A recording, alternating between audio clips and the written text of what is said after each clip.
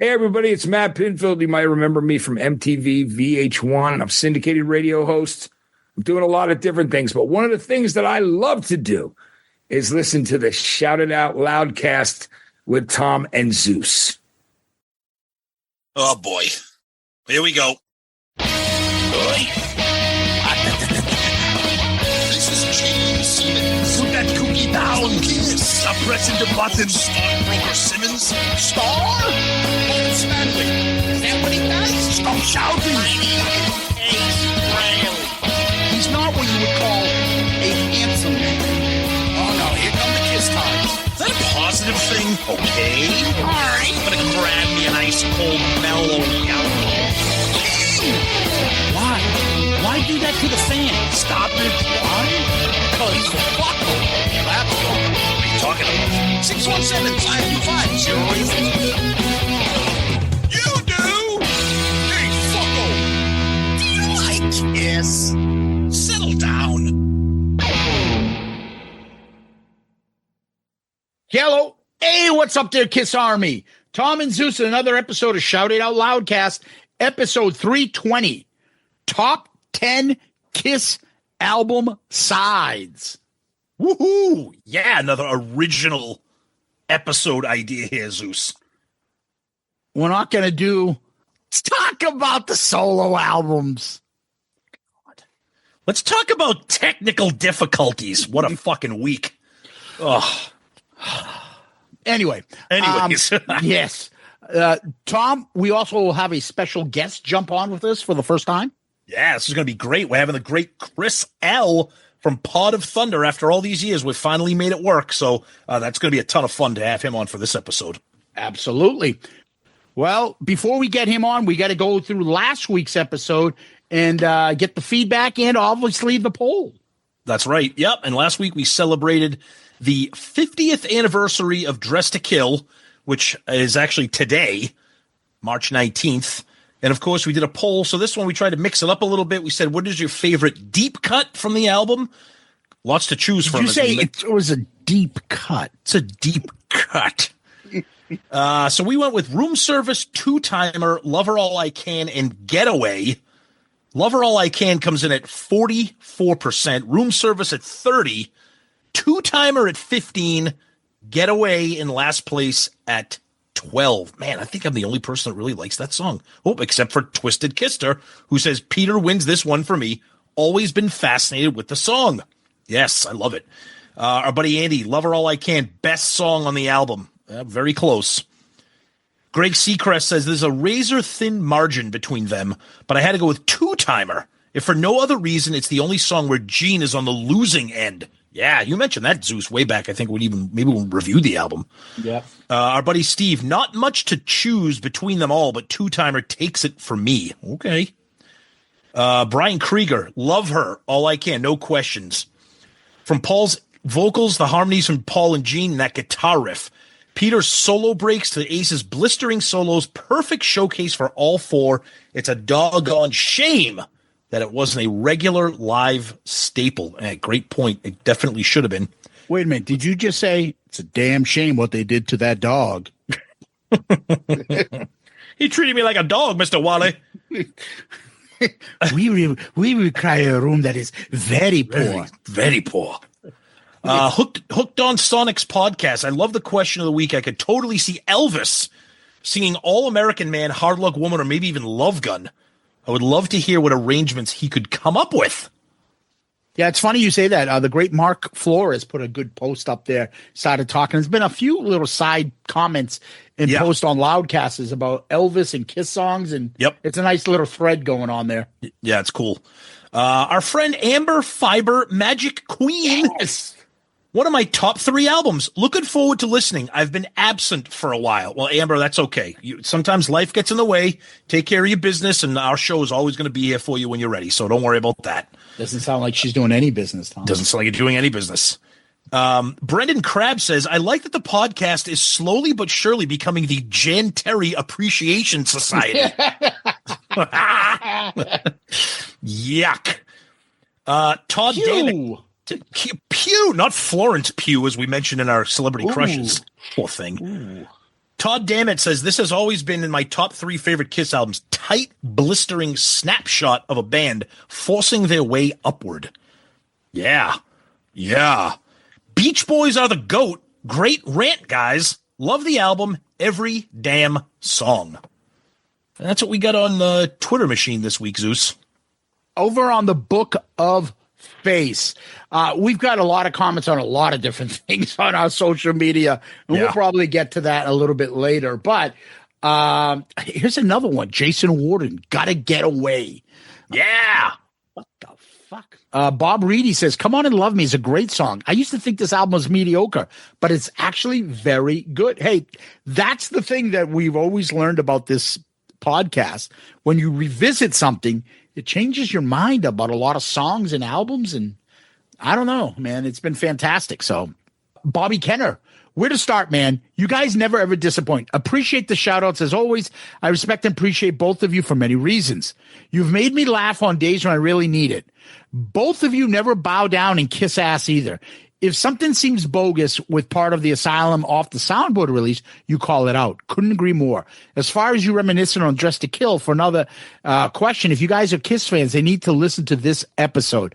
The love and admiration for the album absolutely comes out. I remember the first time seeing that album cover, thinking they look cool as hell, and even if the music didn't live up, as we all know, the music definitely lived up. Great stuff, Bobby. Love it. Yeah. Craig Broderick puts a photo of just Gene and Paul in the Dress to Kill album. No, that was good. Yeah, I've seen that around on social media. The great Dan, don't call me one of the mutants. Cool. Another great episode, fellas. Just did another binge. Got behind and cracked out 8 episodes within the last week. Nice. I know you reviewed this a long time ago. Still dig when you guys revisit albums for whatever reason. You guys described this perfectly. Hungry and raw. Another word I think of when I listen to songs like Lover All I Can or Room Service, kind of a boogie vibe. Maybe ZZ Top-ish. Great stuff as always, gents. Yeah, I think Gene's bass playing on that definitely gives it a little bit of a boogie vibe for sure. Graham Richley, it says, great episode, guys. Love Dress to Kill. Probably my favorite studio album. Such fantastic songs. Come On and Rock. Come On and Love Me, Rock Bottom, Room Service, She, Get Away, to name a few. The cover is so good. The production is clean and is a no-nonsense, over before you know it blast of pop rock. It'll be fantastic if it receives a box set treatment, although I'm not semi-dreading what ridiculous pricing and or limited supplies come with it, which gives me to another theory, but we'll get to that afterwards. Ryan, Courtney Cronin, Spencer Cook, Lane Kulik, Ramaswamy, Nimrata, fucking Hillary Rodham Clinton Scott. Such an overlooked album. I had to flip through Raise Your Glasses after listening and see what others thought. I'm glad this will be getting the box set treatment. Not sure if this was asked, but if you guys were tasked with creating a Kiss box set for an album, which album would you choose and what extras would you include? Fantastic run of episodes so far in 2025. Thanks. Yeah, just to very quickly answer that easily, I would do what they did for the Love Gun Deluxe Edition CD. Just put some of those bonus things on there. They put that Reputation song that Gene had. They put some live stuff on there, included entire concert from, Houston 77 or the Forum or something like that, or a Japan show. It's not that hard to do something from the Love Gun Alive 2 tour. That's the easiest thing to do, and that would be what I would want. I would say give us a box set for the debut. Yes, well, that too. Yep. And then also give us Wicked Lester album on there and a couple live early shows. And then come back to it. There you go. That's good too. Yeah. So let's go over to Loudcasters. The great Frank Anzalone. Great episode, fellas. As always, love the pre-topic discussion. I'm getting a little tired of the people saying you can't be critical of anything Kiss does. I mean, I love Kiss, but I'm not a Kool-Aid drinker. My new message to the fanboy club. He's got a picture of the guy from fucking Johnny Dangerously. Curate this, you lousy cocksuckers. BC Allison. Another home run episode, Tom and Zeus. Dress to Kill is simply my favorite Kiss album. I still have my original vinyl copy and spin it regularly. Tom nailed it. Every member of this band shines on this album. And I never got why people whined about the mix. It sounds perfect for where Kiss was in the mid-'70s. Now I'm sure the haughty Kiss minions in their Kiss footy pajamas will toe the proverbial mainline and praise the band for almost assured 4-figure price tag for an anniversary box set. But I'm content with the copies I have and don't want the extra Kiss crackhead tchotchke they'll throw in to dazzle those who are impressed with lame trinkets. That's a great fucking comment. It's a great comment, but I'm not gonna lie. I'm impressed with lame Kiss trinkets. I can't help it. That's okay. Yeah. Joey, I've got stubbles all over. Romanek. All over? Ooh, take care of that, Joey.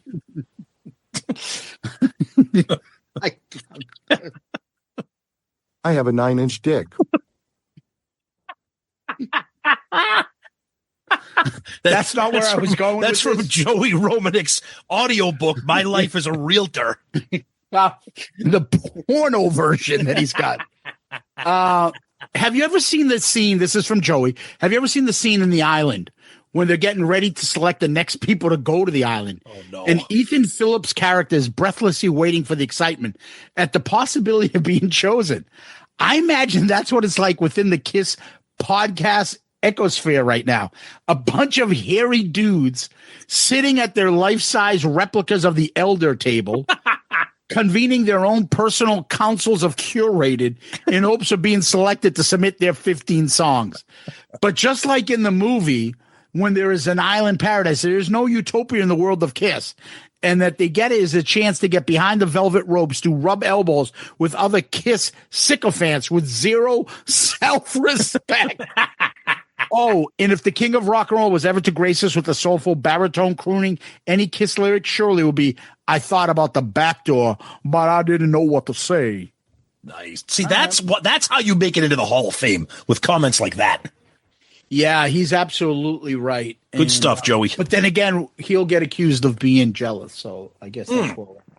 Oh, yeah, you either toe the line or you're jealous. Yeah. Just jealous of my success. Let's go live at 10 o'clock. Because don't worry about the fact that you guys all have jobs. Yeah, and he's got his fucking his big brother coming out yelling at people, defending them as though we picked on him or something. Oh, jeez. Dude. You sound like fucking whiny. Ugh. Thanos Akratides, the Greek Thunder from Down Under. I tend to agree with Tom. This is a complete power pop rock album, full of memorable anthems and short but catchy tunes. All these tunes also relate well live. Yeah. Hopefully the box set will be something we don't already have. As for the question of the week, I can see Elvis doing a ballad version of I Was Made for Loving You. Whoa. Imagine it tonight, Elvis style. Zeus, be very proud of your daughter doing an admirable thing. You taught her well. As for questions, what's the most populated unreleased Kiss tune that you wish had been released in the last 50 years? Interesting. Good stuff, Thanos. The most popular unreleased Kiss tune that I wish was released in the last 50 years. Mm-hmm. Like officially released? Like, is he talking about stuff like Don't You Hesitate or like Reputation? Like stuff like that? He's saying unreleased Kiss tune that you wish had been released. I've always been a huge fan of the stuff off the box set, which was technically released.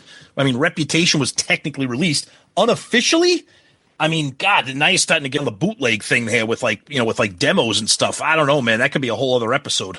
As far as for me, I would probably say, something like Don't You Hesitate on the Fire or something like that came off the Destroyer box set. Yeah, that stuff was good.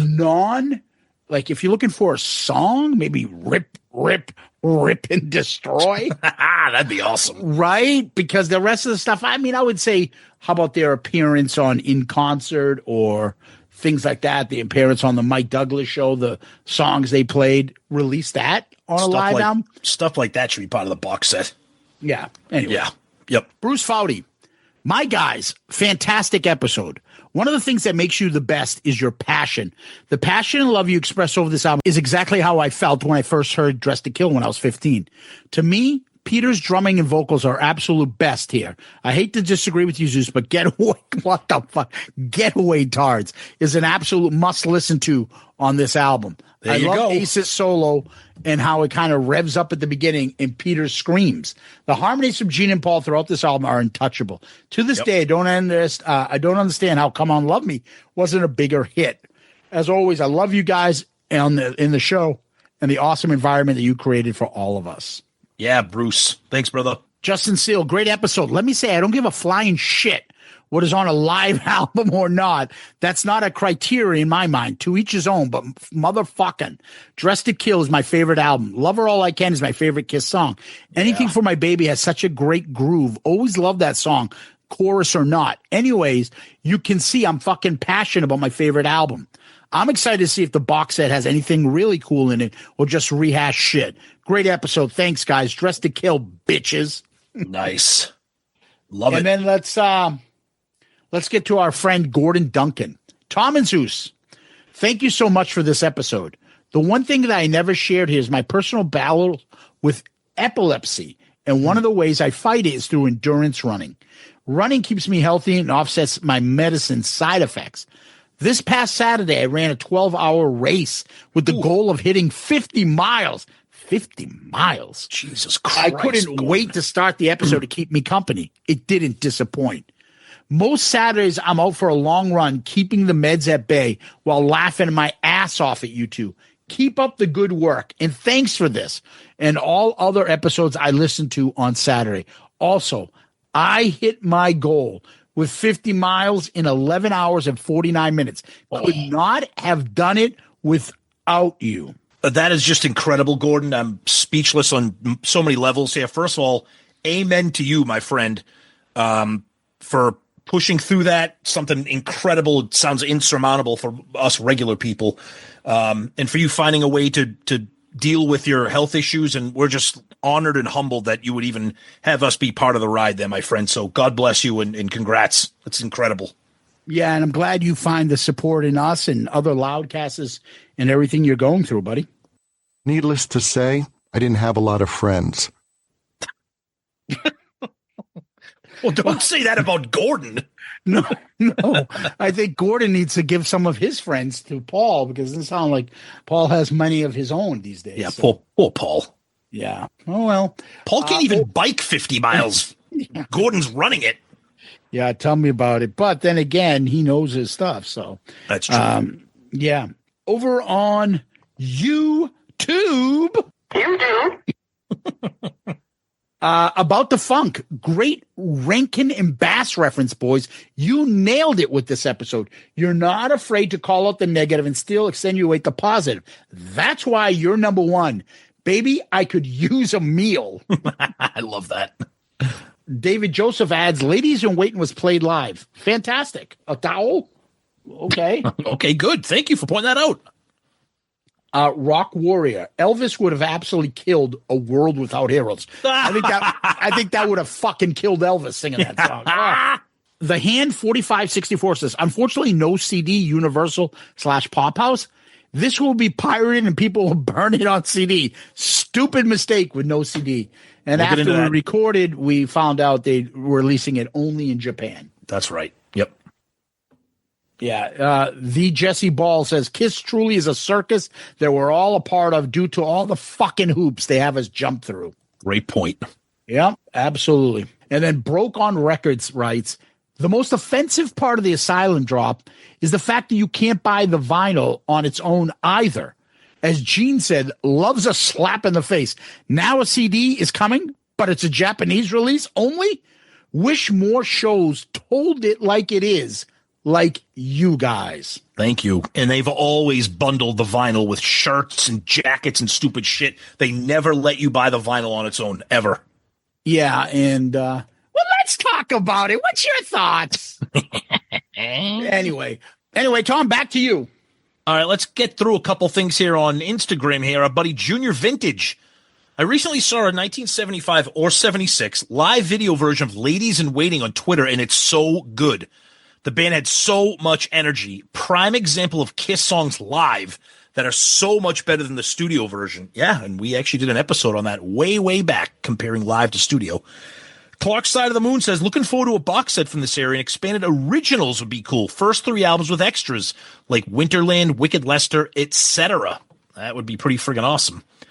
Let's go through a couple emails here quickly. We got an email from our buddy Rudy Doth, who gave us a quick review of the Ace Frehley show in our neck of the woods recently, and he said, I've seen Ace 3 times in the last 4 years, and I have to say this was probably his best performance. As usual, his band crushed it. Ryan and Jeremy were out mingling with the crowd right up until the show, taking photos and meeting fans. Very gracious and approachable. Ace was in good spirits, complimented his band several times during the night, and didn't waste a lot of time on his solos. Oh, good stuff, man. I love that. So, Rudy, that's awesome. Thanks for sharing that. We didn't make it to the show, but I'm glad you did and had a good time. So that's great. I mean, we're hearing that Ace is doing well lately, so I don't know. That's great. Our buddy Adam Stevenson. Enjoyed the episode like always. Looking forward to more retrospectives, especially considering September is only a few months away when Alive hits the big 5-0. While I concur the front half of the album is a dud, the back half of them is a slam dunk, which includes Anything for My Baby. I love that. After the episode, I threw the album on to reminisce, and boy, the first 3 tracks are a bloated mess. They would be better served with a 1-minute punk treatment of Get In, Get Out. For being shy of 3 minutes each, they drone on. While the choruses are catchy, I only need to hear it once before it starts to get annoying. No wonder they never played them live. Getaway and Rock Bottom are great songs. The raspy and soulful vocals from Peter are killer, and the 12-string intro on Rock Bottom takes me back to high school when I first tried learning guitar. More importantly, 50 years on, all the members of the Kiss Army cling to a particular album or song that is so deeply rooted in nostalgia that it's why we keep coming back for more. As I started gathering my CD collection in the early 2000s, Anything for My Baby takes me back to freshman year in 2004, when after months of pussyfooting around, I had the balls to ask my crush out. We ended up dating for only 8 months, but it was a lot of great memories of heavy petting and young lust. Not heavy mayo, heavy petting. Kind of like the Vinnie Vincent song. Well, that's heavy, whatever. I don't know what that is. I think it is heavy petting. I remember playing the song. Heavy petting. Thank you. Yes, I was right. Thank you. I remember playing the song every morning while getting ready for school and singing the song to the picture of my then girlfriend. So bring on the hate. I will proudly wave the flag for the anything tards out there. Cheers, boys, and keep it up. All right. Well, that's very cool. Thank you. Tennessee Duke says, thanks for reading my comment last week. I don't know why I sent the screenshot for the Kiss Spotify rankings. Didn't include the link. So there's a link. It's kworb.net/Spotify. And I guess you can go find all that there. Our buddy AJ Alex White. Great show as always. Absolutely love Dress to Kill, but I have to bring up the Asylum off the soundboard. And then he starts commenting about what we're going to get into in the news about how, the CD and all that T-shirt and good stuff. And we always love to hear from AJ, so thank you for that, buddy. And Zeus, let's throw it back to you. And Tom, we're going back to Loudcasters and our great friend Brad Rustoven of the Slamfest podcast. Check it out. Tons of fun. Great show, and Brad's awesome. So he writes, fucking men, gentlemen. Agree with you guys. How are fans considered whiners, complainers, sad, and haters?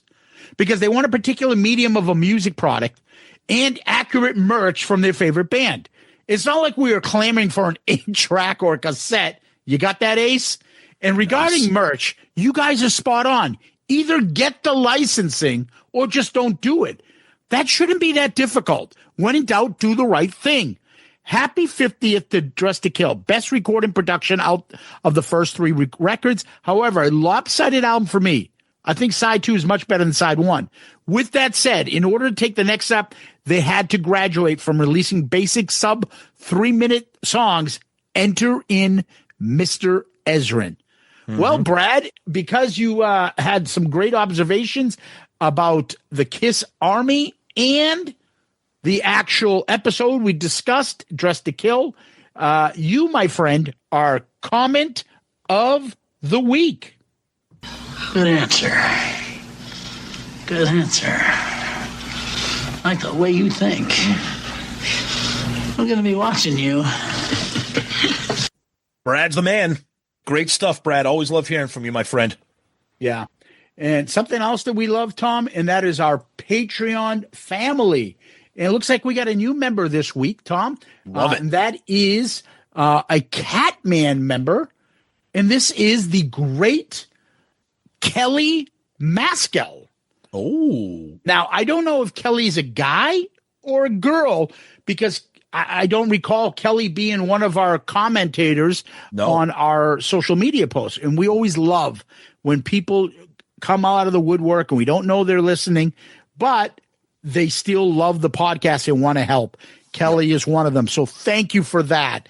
And thank you to everybody on Patreon. I can tell you firsthand how big your Patreon contributions are because we've had some crazy stuff going on in the background for the last couple of weeks to try to get this episode to you.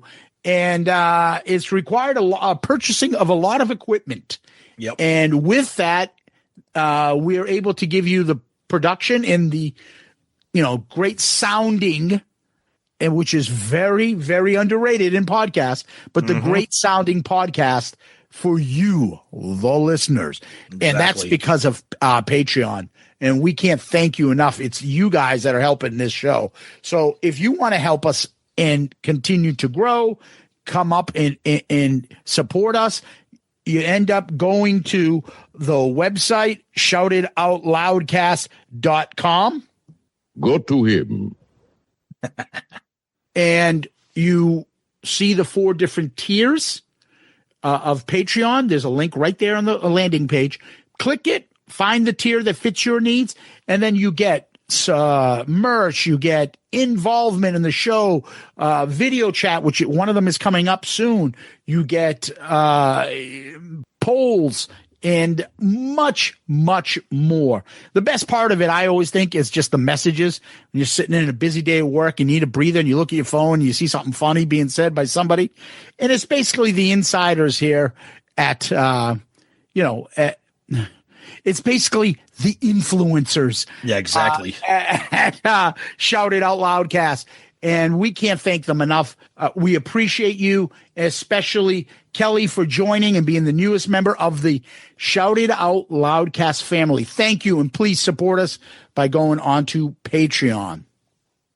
Kelly, thank you so much for joining the family. Again, we don't know if you're a man or a woman, but doesn't matter. All we know, you know how bad that sounds? Yeah, I know, but we can't tell because, like you said, we've never interacted with this person before. It's Pat, which makes it even more amazing. Like you said, a quiet listener who wants to support the show. It's the best. So thank you for that. We really appreciate it. To everybody out there, we appreciate you guys more than you know. And as Zeus said lately, your support has been helping us more than it normally does. So thank you for all that. And you guys are the best. Check us out, patreon.com, or click on the link on our website. Tom, what's going on in Kiss World? Holy shit.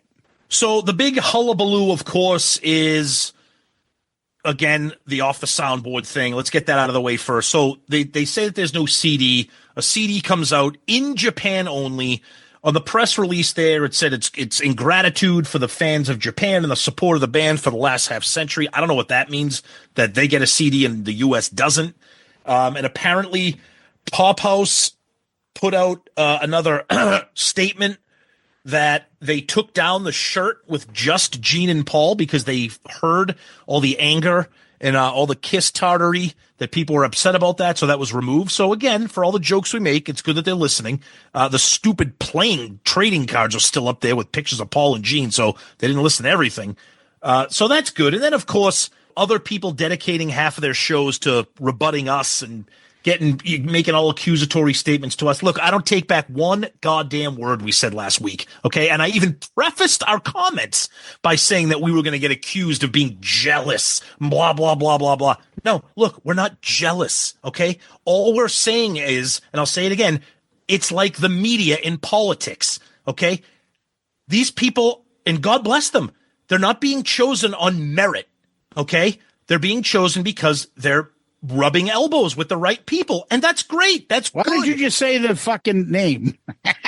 Just say it. Okay, it's an insult. They're all buddies with Keith LaRue. With Keith LaRue, they all known him for 10 years or so, or at least. and they contact him and all stuff. They've been friends with him. We don't have a relationship with Keith, and that's fine. I have nothing bad about saying the guy, but I will say this. Anybody that thinks that Pop House went out and did a fucking massive research in the Kiss Tard community and was like, these are the people, is fucking delusional. No, they went to Keith, and good for him. And Keith is buddies with these people. It's like, here's a couple podcasters, here's a couple collectors, here's a couple, and that's the names he gave them. If you want my honest opinion, Tom, I'll throw out a couple names for you. Do it. We have a Kiss podcast, right? Yep. We have a Kiss podcast. Chris Sinznak knows more Kiss than we do. Yep. He'd be an excellent choice on there. Here's another one for you. How about the great Hall of Famer Gary Capp? Yep. He'd be a great one out there, right? How about Peter Corey? Right. Fucking busting his ass on KLA all the time. Yep. That's another name you could fucking throw out there. Yep. You know, there's plenty of stuff. There's no women on there, by the way. That's another thing. But whatever. There are plenty of opportunity for people to be out there. We're only saying, and a guy like Mike Brunn, who brings a reporter's background. You got Cicchini, who brings a collector's background. I'm sure a lot of qualified people, but then there's also a lot of fucking, oh, you're just the best. Oh, wow. It's the same thing. I keep using the politics thing because it's the same thing. When an elected official, whether it's the president or whatever, when they pick their chief of staff, or they're picking people that they know that they think are cool. They're not picking the most qualified usually. Sometimes they do if we're lucky. And again, that's fine. Let's be clear. All of this is fine. We're not jealous at all. Would it have been nice to sit down and have a dinner with Doc McGee? Yes. But I said it last week and I'll say it again. Once you're in bed with Kiss, you're beholden to them, which means your show is going to change dramatically, with the exception of the shows that are already involved, because they already have their nose so far up their ass they can smell Gene's breakfast from the Winterland tour in 1975. So nothing's going to change on their podcasts. And again, that's wonderful. But don't come at us, because you're going to fucking lose every time you try to. I'm just going to tell you that right now. You want to get into a dick swinging contest about this? I will welcome it right now. But it's going to end badly for you, because I have news for you. We're all buying the same Kiss shit. Nothing you're getting is secret or private or special. So stop with the fucking name calling here about being jealous. Yeah. So we can't be critical of what Pop House is doing. And otherwise they take it as a personal attack. Give me a fucking break. Give me a fucking break. Yeah. So that stuff is just fucking nonsense. And, part of it is, it's funny because one of the guys bitches is our good friend anyways. And it's nonsense. It's nonsense. And the other part to this really comes down to, what are we all fighting over? What? Exactly. To say that you went on a trip. Look, I'm sorry. I've got a business. I got a fucking 16-year-old daughter. I've got a fucking hockey team I was coaching, and I got shit. I can't just drop shit and go to Vegas anyways, even if I was selected, So I'm happy for a lot of the people on there, and I don't have a problem with anybody that went or did it. That's fine. But don't be fucking trying to put it there that, just because you're the best and they respect you as though no one respects us. Are you fucking kidding me? Right. We do fucking numbers that you wish you would ever fucking get. Well, and the joke about, and I'm sorry, Tom, I know we didn't discuss this. This little joke about, you've never went kid. Dude, shut the fuck up. We're your friend, okay? But you're smoking crack if you think you're even fucking close to that, okay? You're smoking crack, and it's not even a fucking close. You're not even fucking close to how we do. And now it is not a dick swinging, but because you brought that up, we'll fucking shove you in the locker every fucking time. Yeah. And if you want to talk about respect, and if you want to talk about connections and friendships and et cetera, I would urge you to buy Raise Your Glasses, the Amazon best-selling book that has over 100 contributors of people that we have relationships with. So again, you want to turn this into a dick swinging contest, we will. Get ready to lose. We weren't in the music industry for 25 years. Right. So that's it. Let's bring Chris L on in a minute here and have some fun with Kiss. So let's just fucking put this to rest. Nobody's jealous. Nobody's insulting anybody. But if you we kind of are. We kind of are. And I don't care. I don't care. And the funny is, like, the biggest shit stirrer is not even shit stirring anything over there.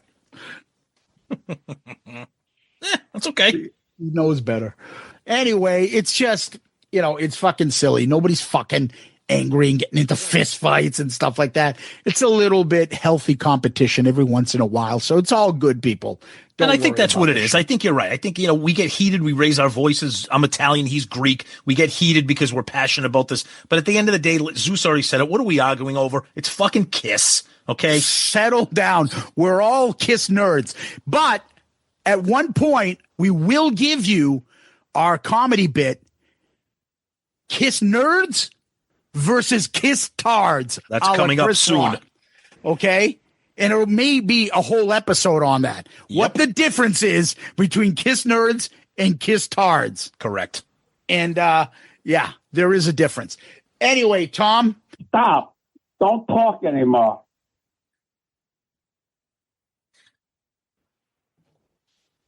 Test 1 2. Test 1 2.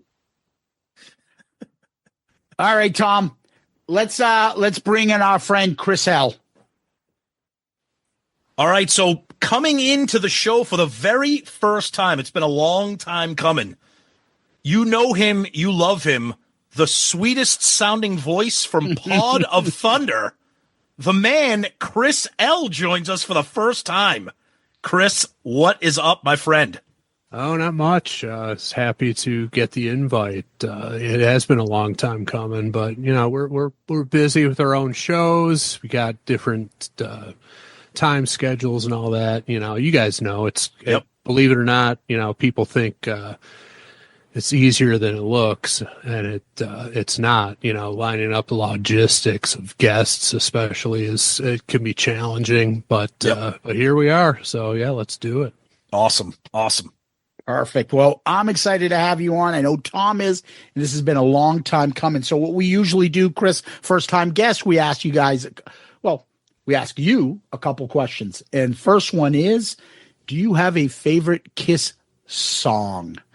Pretty simple, but difficult. Oh, absolutely. And it was, I was going to bring it up in the discussion of today's topic. So do you want me to wait, or do you want me to? No, tell us now. You can talk about it right now if you want. Oh, well, it's Come On and Love Me. Hands down. Oh, there you go. Yeah. There you go. I mean, the opening lyric is one of the best lyrics of all time. And and did you guys hear that remaster that somebody put out just today on YouTube? I heard that. I heard about it. I haven't played it, but I hear it. It's good. It's got some the bass is a little bit more robust, and there's some like drum fills that I never noticed before. Okay. But yeah, it's worth a listen. It I played it 4 or 5 times already today just because I love the song. And me too. Yeah, it's perfect. That's hands down my answer, and has been since the first time I heard the live version on a live. So there you go. What about a favorite album? It's got to be Rock and Roll Over. The first one I ever heard that my cousin played for me. I could take you guys to the exact square of concrete on a sidewalk in Oyster Bay, Long Island, New York, where he busted out a cassette player and let it rip, and just hooked ever since. And just it can't be topped for. I mean, the quality of the music, of course, but just the sentimental reason for it. Hands down, that's my favorite. Yeah, it's funny. For most of our guests that we have, when we ask them these questions, I think Rock and Roll Over probably gets the most picks for everybody's favorite Kiss album. Yeah, it's good reason. They hit on all cylinders on that one. Yep. Now, I'm going to take a quick detour, but ask you, does that mean that you are more a Kramer guy than an Ezrin guy? Yes, I would have to say so. Me too. I like the. So you're Team Tom, okay? I'm Team Tom. Know. Yeah. Yep. Absolutely. Bob's good. Nothing wrong with Bob. I appreciate the fact that he's just whacked out there, and he's worked with some of my other favorites, Lou Reed, Alice Cooper. Go on the list, and a known coke addict as well. I kind of have a weird appreciation for people who can be one of those and still rise to the top of their profession. But Yep. this is the more simplistic, direct approach of Eddie Kramer is more up my alley. Me too. Yeah, I agree. So then I would guess then for Ace is your solo album. You know, it was for a long time, but one of the discoveries on our podcast, which we started out as a Kiss podcast, and we set out to do an episode about every song they ever did, including the solo albums, which was awesome. Yeah, loved it. Can't believe we made it all the way through. I was as a quick aside. I was not that I don't love your show now, which I do. I just listened to the Rusty Cage episode, which was great. But when Kiss ended, it was like the finale of your favorite TV show. Like it was, and I know everyone was wondering, what are you going to do? Are you going to do Van Halen? Are you going to do Iron Maiden? Are you going to do whatever? But you guys just took it to the next level and just did a random song every week, and it's been fantastic. Yeah, appreciate it. Yeah. But that was my veer off. So go ahead. You were talking about the solo albums. You know, I never really listened to Paul's, but listening to it on the show, Paul's is taking the top slot. There you go. Yeah. There you go. That's what happened to us too. It really, there's an appreciation for it now, having do this show that you listen to stuff, things that, I mean, we did that. One of our first episodes we did is like smashes, thrashes and shit, where we pick the 20 worst songs of Kiss. Yeah. And I'm like, fuck, I actually like some of these now. What do I say now? Like over time, you end up because you don't listen to them. I mean, how many times you want to hear 100,000 years? So these other deep cuts become favorites, you know? Yeah, absolutely. Yeah, it's a great album. Yeah. All right. So we always go with, how about concerts?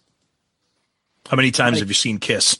Oh, well, I went on a Kiss cruise. I know you guys did too. We went on 2 of them. Which one did you go on? I went on the 6th one. Okay. Oh, wow. That was a good one. Great lineup. Yep. King's X, Skid Row. Yep. Oh, Bach made it on that boat. Oh, actually, he wasn't playing with. Oh Skid no, Row. there was no Bach. No. Oh, that's right. That's right. He didn't make it on ours. He missed the boat or forgot his passport or something stupid. Or somebody threw him overboard before they set sail. I don't know. That's right. But yeah, if you count that, I've seen him not a lot, like 4 times. So, okay. Wow. Okay. Yeah. Really? First time I saw him live was the first farewell tour in 2000. Isn't it funny? The first farewell tour. Well, and then it's, technically farewell to the original lineup, so it applies. But I never saw him live until then, believe it or not. And I was such a huge fan, going all the way back to the 70s. I just never had the opportunity. Yeah, the reunion was for me too, and that was Tom got me to go to that. That was my first time as well. Yep. But it's been amazing ride since. So, do you have a favorite Kiss memory from live shows? No, anything. Any Kiss related memory. Oh, let me amend my list. I just remembered that I've seen him 5 times, and one of the best, I would, what you guys just said jogged my memory, but we saw the second show of the Alive 35 tour at Cobo Hall. Oh, nice.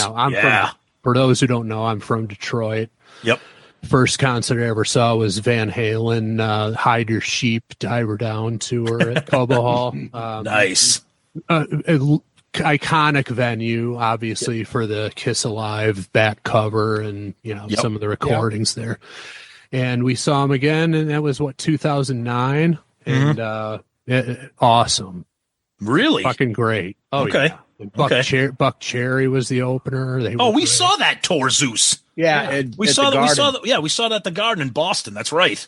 Yeah, he's talking about cocaine and shit like that. I'm like, how the fuck is Gene allowing this? Well, they probably paid him enough to get on the tour, and that was it. Apparently. But that was a great tour, and the band was great. Sonic Boom, great album for me. There you go. Yeah, big fan. Tom loves that album. No, I don't. I hate it. Oh, you don't? I love it. I love it. I hate it. I'm Team Zeus on that one. That's okay. I'll take it. That's okay. That's the one. That's one of the things that I love about this show, and I know you guys with Nick and Andy, Chris, like that. Just the stuff you agree on and the stuff you disagree on just kind of makes the show, just go like that. It's great. It does, and they're also 10 to 15 years younger than me, so that adds to it. They have different perspective on stuff and makes it interesting. But I'm Team Zeus on Sonic Boom. Okay. Ace wants to chime in a second here. A lot of Kiss fans aren't the brightest people in the world. Well, he's not wrong. No, he's not. But anyway, we're glad to have you. We love this topic, and we kind of thought about it the other day when we were going through album. I think it was the Dress to Kill 50th anniversary, and we're looking at like, well, wait a minute. If you look at the beginning, like these are 4 deep cuts. Yep. Right off the top, like that, you don't see that often. And you're like, maybe if you're listening to this and you're looking at side one. So I started thinking about sides. Yeah. And there are certain ones that stick out. So we want to do a top 10 sides. Now, you could just be like, hey, I fucking love Monster side 1 and side 2. That's my 2 best. But we're going top 10, and we can start. Tom, do you want to start this off? Then we'll go to Chris and then myself. Yeah, I'll start. So anytime we do a lit, like you guys can do whatever you want. I always do like little self-imposed rules. So like Zeus said, I purposely only did it so I'm only picking one side per album. Because if not, I would have picked side 1 and 2 of Love Gun, side 1 and 2 of Dress to Kill, side 1, so I wanted to make it I wanted to make it a little bit more challenging. And I'll tell you right now, this was an interesting exercise because there's very few sides that are like perfect. Exactly. There's some that are like almost, and then there's some are like, God, I really want to put this side higher, but it's got this song on it, so it's got to go last. So I don't know. I'm going to get the conversation going with something that I'm interested to see what you guys think and what the listeners think. Can I ask something real quick? Absolutely. Are you guys going in any kind of order, like reverse order, 10 to 1? Or yeah, we're going to do 10 to 1. Yep, 10 to 1. Yep. Perfect. Okay.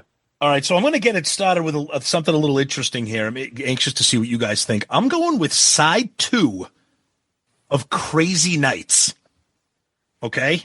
Now, it starts off with When Your Walls Come Down, which I'm not going to lie, I like it. The song is terrible, but I like it. Reason to Live, it's good. But the next 3 songs is what did it for me is Good Girl Gone Bad. We always wave the flag for the Gene songs on this album. Yeah. Turn on the Night, which is the greatest song that never became a hit. And then Thief in the Night. So to me, I love Crazy Nights. I wanted to do side 1, but side 1 there's too many turds on side 1 there. So I'm starting off with side 2 of Crazy Nights. Any thoughts on that, Chris? Well, I've got one side from a non-makeup album. Or no, correct that. I've got one side from a non-makeup album from the 80s on my list, and this isn't it. But okay, all right. Quickly on Tom's list, though, I would say that the 3 in the middle, A Reason to Live is a damn good song. I mean, you guys had Desmond Child on, and an incredible songwriter. That's a great power ballad, no question about it. Thief in the Night, we've done an episode on every song. I could not tell you how that song goes. I have no idea what the main melody is or the hook. Like a thief in the night. Okay, now it's probably worse now that I sing it. But yeah, kind of forgettable for me. So I would like. I think it's a good side, but I think the 3 in the middle are the ones. Okay, all right. Cool. Nitpicking there. No, that's what this is all about. We love to nitpick. So, all right, Chris, what do you got at number 10? I have at 10, side 1 of Ace Frehley. Okay. Like we just talked about earlier, when in 78, I was buying Kiss albums in real time. By that time, I'd gotten on board, and I'd gotten a hand-me-down 8-track player from my cousin who introduced me to Kiss. So I was buying 8 tracks. But anyway, I owned the Ace and the Peter albums are the ones that I owned back in the day on 8-track. And just, Ace, I mean, coming out of the gate with Rip It Out and then Speeding Back to My Baby after that. Incredible. Yeah. And then the rest of the side has got what you would probably call deeper cuts, but just solid stuff all the way around. And, like I said, that was an album that just grabs you immediately with Rip It Out. And even though Paul's has eclipsed it for me overall, it's still an incredible effort. And listeners to my show will know that I contend that one of the things that, and I have no proof of this, it's just personal theory, but I always thought that Paul and Gene with the whole solo album Exercise, part of that was to sort of knock Peter and Ace back into line and show them that, like, you know what, without us, you're nothing. So great point. We're going to do this. You guys are going to fail miserably and you're going to come crawling back to us. Ace's album is a triumph. Yep. And Peter's album, Gene kind of got it, but Peter's the one who got the memo that a solo album's supposed to be different from your regular gigs. So. Agreed. Good call. They didn't get the marching orders of, like, each of you are going to do a Kiss album, but you're going to be singing all the songs. Right. It's you are doing a solo album, so I'm going to have a different style than Paul and vice versa. If they were a little bit more organized, it would have been different, but regardless. Yeah. Yep. All pick. right. So number 10 for me. Yep. I'm going to start with, and it depends on how we're doing this. How much credence do you want to go to? Like, I love all these songs, or I don't hate any of these songs? Because there's, like, you're right. There's everything has something in there that throws a monkey wrench in it. Yeah. You weight it how you want it weighted. All right. So for me, I am going to do what I just said. I'm going with Hotter Than Hell, side 2. Okay. Good I one. love the deep cut all the way. I love the deep cut main line, and Watching You is a top 10 Kiss song for me. Yep. Absolutely. I don't have a problem with Coming Home, and I don't have a problem with Strange Ways. So I don't hate them. I'm not in love with them, but it's a solid side. And I love it. And I know that Hotter Than Hell gets that bullshit about the sound and the production stuff. But those songs, man, I think this is a great side. And it has, some great deep cuts in there from Kiss, which, early stuff is hard to find deep cuts. Okay. No, that's good. That's good. All right. My next pick, I'm going to take a beating here because I think I weighted this. I mean, I was a little harsh in my grading here. If I was a professor, the kids would probably hate me because there's only 4 songs on this. And the one song is so bad that it kills this. I know where you're going. I know you are. This side, in any other planet, it would be number 1 or 2 or 3, but I'm putting it at number 9. And that is side 1 of Destroyer. Oh. I'm sorry. Oh, I had something else. And I'm sorry. Great Expectations, and it's too bad because you got Detroit Rock City, King of the Nighttime World, God of Thunder, but anything that has Great Expectations on it, I can't overlook that. Which, spoiler alert, I didn't put Ace Frehley's side 1 on my list because I can't allow Ozone or Snowblind to be in any top 10 that I make. Those. But I love the other 3 songs on there. So I guess I'm a hard grader here, but I'm doing Destroyer side 1.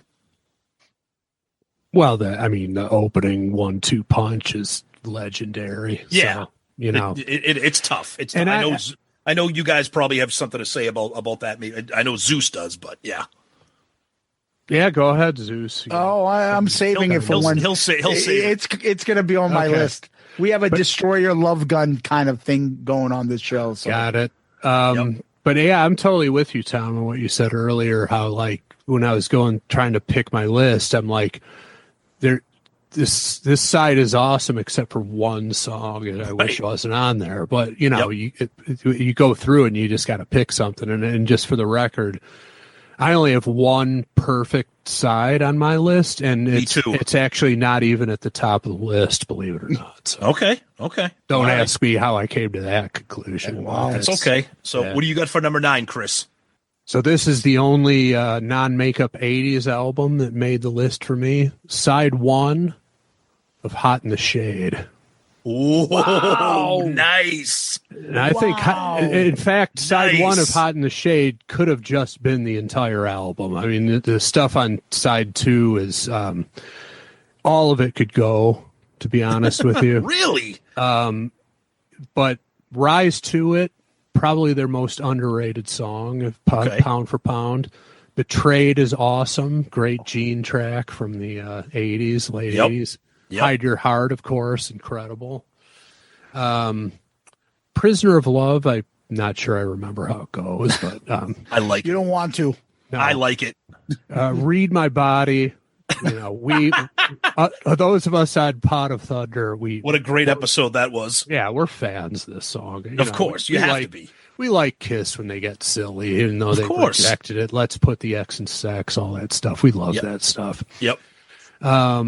Love's a Slap in the Face. I don't know, but Forever, amazing power ballad, and then Silver Spoon is great. So we love Hot in the Shade, and that's a great pick representing here in the list. Side 1, I like that. I'm actually surprised at how much flack it takes, and I'm convinced it's because they just felt the need to cram, every song onto a CD length release, and half of it is garbage. But the stuff that's not garbage is fucking great. The best of the 80s non-makeup era for me. Yeah, I love that. I love that album. We both do. So good call. Zeus. Yeah, I would have been. I like side 2 a little bit more, but then you got fucking Boomerang. Yeah, that's what killed it for me. You got Boomerang on there. That's inexcusable. It's just tough. Yep. All right. So, I mean, picking this down is just because I'm like, if I pick something higher, I'm like, oh man, now this one has to come off my list. So I am going to keep in mind that, you know what, if Tom or Chris already mentioned this, maybe if it's up between two of them, I don't have to talk about it. I'll pick something else because I'd rather have more of a conversation about different songs. Okay. So I will go with something that I think is a difficult choice because this is what I thought you were getting at, Tom. Yep. 4 songs. One of them is horrendous. Uh-oh. And that's Paul's solo album. It's All Right is one of my favorite Kiss songs of all time. Love and Chains is a great song. So you're going side 2. Goodbye is fucking awesome. Okay. Hold Me, Fuck Me, Finger Me, whatever the fuck that song is horrendous. I know. Horrendous. Yeah, that's a great side. But that song. Top 5 worst Kiss song of all time. Yep. But the other 3, and you know how hard it is to be like, you know what? 3 of the 4 songs are just classics for me. Yep. And one song is just horrendous. But I'm still taking it. Fuck it. It's a great call. Okay. This is so. Even looking at my list now, I'm like, do I want to change anything? But fuck it, I'm good. Number 8 for me. I'm going side 1 of the debut album. So I got Strutter, Nothing to Lose, Firehouse, Cold Gin, and Let Me Know. Now Strutter, Nothing to Lose, and Firehouse right out of the gate, blazing right there. Cold Gin, it's Fatigue, but it's classic. It's Cold Gin. And Let Me Know is a nice little breezy pop song that you don't really hear too much. So I was going to put side 2 on there because of Deuce, and Black Diamond and stuff. It was tough. I could have put the whole debut album on here, but again, I kind of tied myself to my own rule of one side per album. But debut side 1 for me. Yeah, hard to go wrong with that. I mean, but that's the one that drew us all in if you were taking the songs or the albums chronologically, and then if you weren't and you just discovered them through the live album, I mean, you can't really. I mean, Deuce is great, but when you consider that Kissin' Time, Love theme from Kiss are on there. Those are the things that kind of say, and I'm kind of sick of 100,000 years. So yeah, I'm with you. Yeah. What do you got, Chris, at number 8? Number 8, I've got Creatures of the Night, side 2. Okay. Pretty on the surface, definitely an easy pick for me.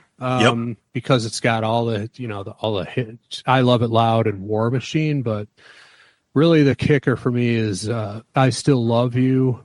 Paul Stanley's finest vocal performance. There isn't even a close second for me. It's a clinic. Yep. Really? Amazing. Yeah. Incredible vocal. You got the Robin Ford solo on there, which makes guitar nerds like me happy. It's a great ballad. It's a great song. Awesome. Yeah. And then you add in the concert staples to this day. And then, Killer is in there. I will say that the cruise I was on, which was the Creatures of the Sea that they did. Oh yeah. Yeah. Creatures, stage set and stuff. Yep. Highlight from that set was Keep Me Coming. That was fucking awesome. Really? Oh, it was great. Wow. I wasn't expecting it. I mean, I know they knew they weren't going to play the whole album, so I wasn't sure what they were going to come bringing deep cut wise. And they pulled that one out, and they just they were into it. It was great. Wow. Yeah, that's a great side. 4 songs. Killer's a great song too. So I mean, it's a nice lean album side right there. Good call. And you got three Gene tunes and Paul's magnum opus from a vocal standpoint. It's can't go wrong there. There you go, Zeus. All right, Sonic Boom. Oh God, are you serious? Side 1. Jesus. Modern Day Delilah. Russian Roulette. Oh. Nothing But a Good Time. I'm sorry, Never Enough. Yeah, right. Exactly. Yes, I know. Nobody's perfect. And the fucking best song on the album, Stand. Okay, you just gave me a great idea. Not anytime soon, but soon enough, we're going to do top 10 worst album sides. Because this is going to be one of them. Are you crazy? This whole album's great. But I'll let you guys can have your Sonic Boom Love Fest, Chris, and go ahead. How awesome is this side? Oh, it's all those songs are great. Exactly. The whole album for me is except maybe all for the Glory, Eric's vocal. Yeah, that's not good. And that Dangerous song, horrendous. No, that's a good song. That's a good song. Dangerous, and I was just about to say that this is going to give Tom an aneurysm, but it turns out it's going to give Zeus an aneurysm. What? Dangerous is my 3rd favorite Kiss song of all time. Dude, really? Tom loves that song. I love that song. What's not to love about it? I believe you. It is about his stupid as a lyric. Danger me, danger you, danger us. I get that that's beyond cheesy, but what did we just get done talking about Read My Body?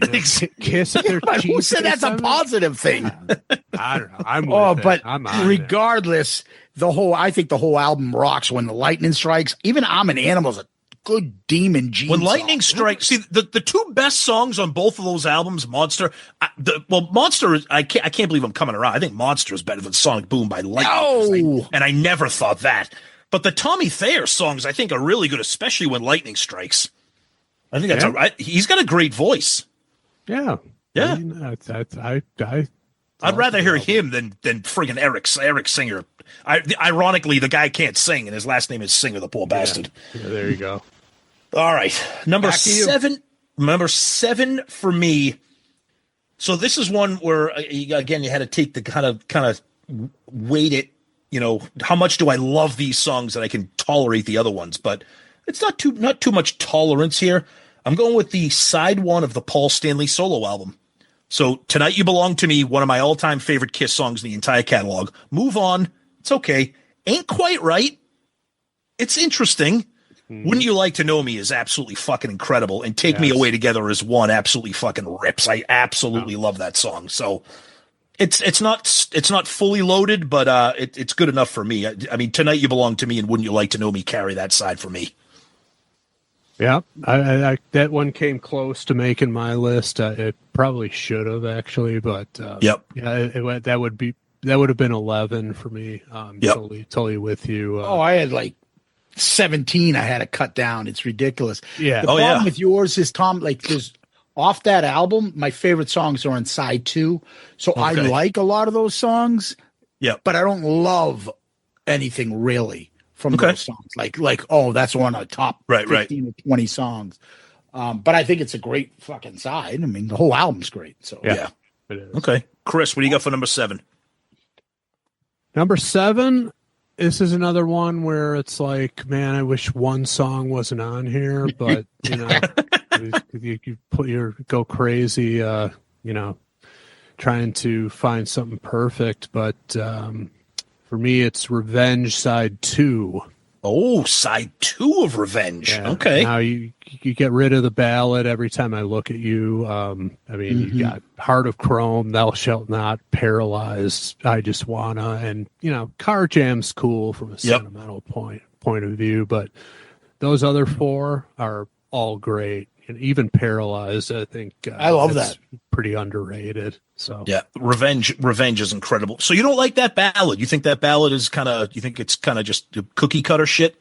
Yeah, I don't know. It seems just shoehorned in. It doesn't fit the vibe of the album to me. Yeah, it just feels like, and also it was 1992. We're 10 years removed from Theater of Pain. Okay, do we need to be shoehorning in power ballads in the early 90s? I don't think so. You know what it was? That is a good point.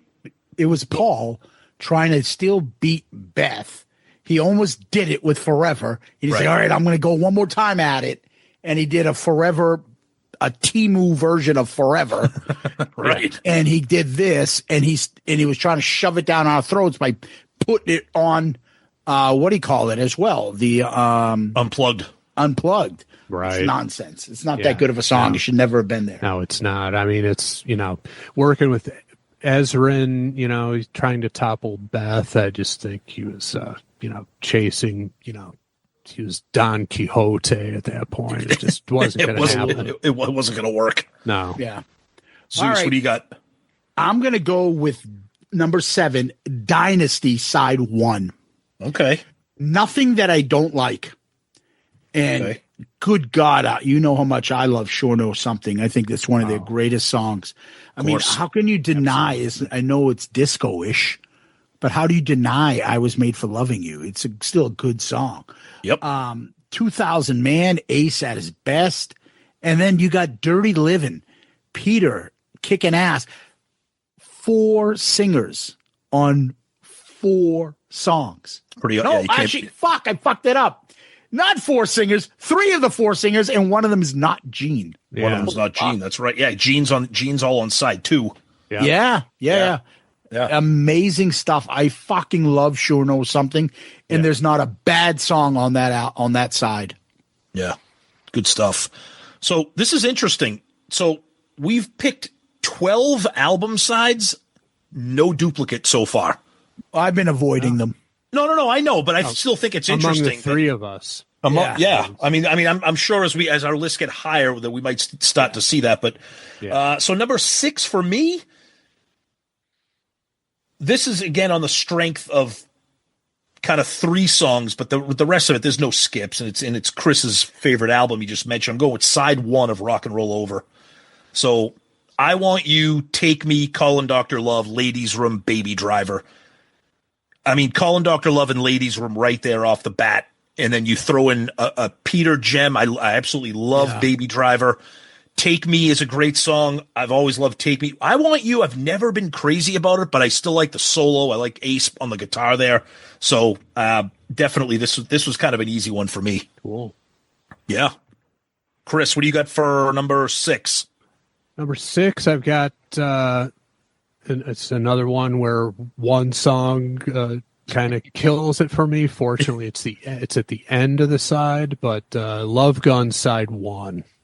Oh, okay. I mean, coming out red hot, I Stole Your Love, which Pot of Thunder listener poll, that was voted the best Kiss song ever. Because it's the right answer. Yeah, I couldn't argue with that. No. Oh, stop it. I mean, comes out hot, and then Christine 16, it's subject matter aside, it's got a cool groove to it and sound. Pop gem.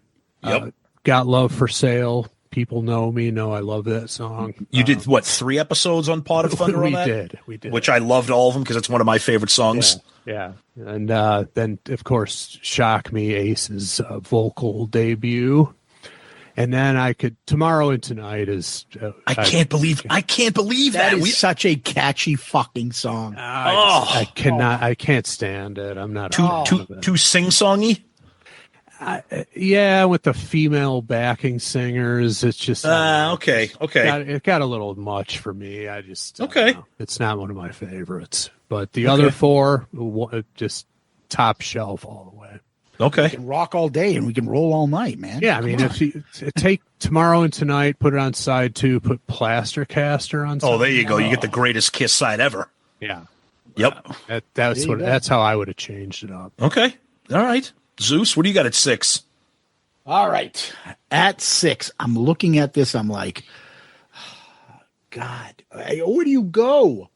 I will go with, I got to go with the duplicate, and that's Creatures of the Night, side 2. I mean, how do you deny that? You can't. It's tough to that would have been an honorable mention for me because it's tough to skip that one. 4 bangers. Absolutely. No, I mean, honestly, for me, I still love You's the weakest song, but it's still a good song. Ooh, okay, all right. Number 5 for me. Again, one song kind of dropped this. It's still at number 5. Could have been higher if it wasn't for this one song, but I'm going with side 1 of Lick It Up. Exciter, Not for the Innocent, Lick It Up, Young and Wasted, Gimme More. I've grown to tolerate Gimme More. I think it's probably the weakest. But those other ones are just absolute bangers, especially Not for the Innocent and Young and Wasted. Just fucking absolute legends. I love that. And Gimme More, it's like Chris said, it's the last song, so if I don't want to listen to it, I don't have to. So, yep. Good choice. Yeah. All right. Chris, number 5 for you. Okay, this is my one and only album that both sides made the list. Let me just find the track listing here real quick. Sorry about this. No, that's okay. And that would be side 1 of Revenge. Oh, okay. So you put the whole Revenge album on there. Yeah, absolutely. Love it. Why not? Why not? It's a great album, a triumph. Band sounded incredible. That foursome with Bruce and Eric Singer, great chemistry between those guys. I always say it's my favorite lineup right there with the original 4. That lineup is just unbeatable. Yeah. And I think the one song that probably certainly takes a lot of flack from our listeners, and probably rightly so, is Spit, which I love it. He just wanted to call it shit, which I'm good with it, but I know a lot of people.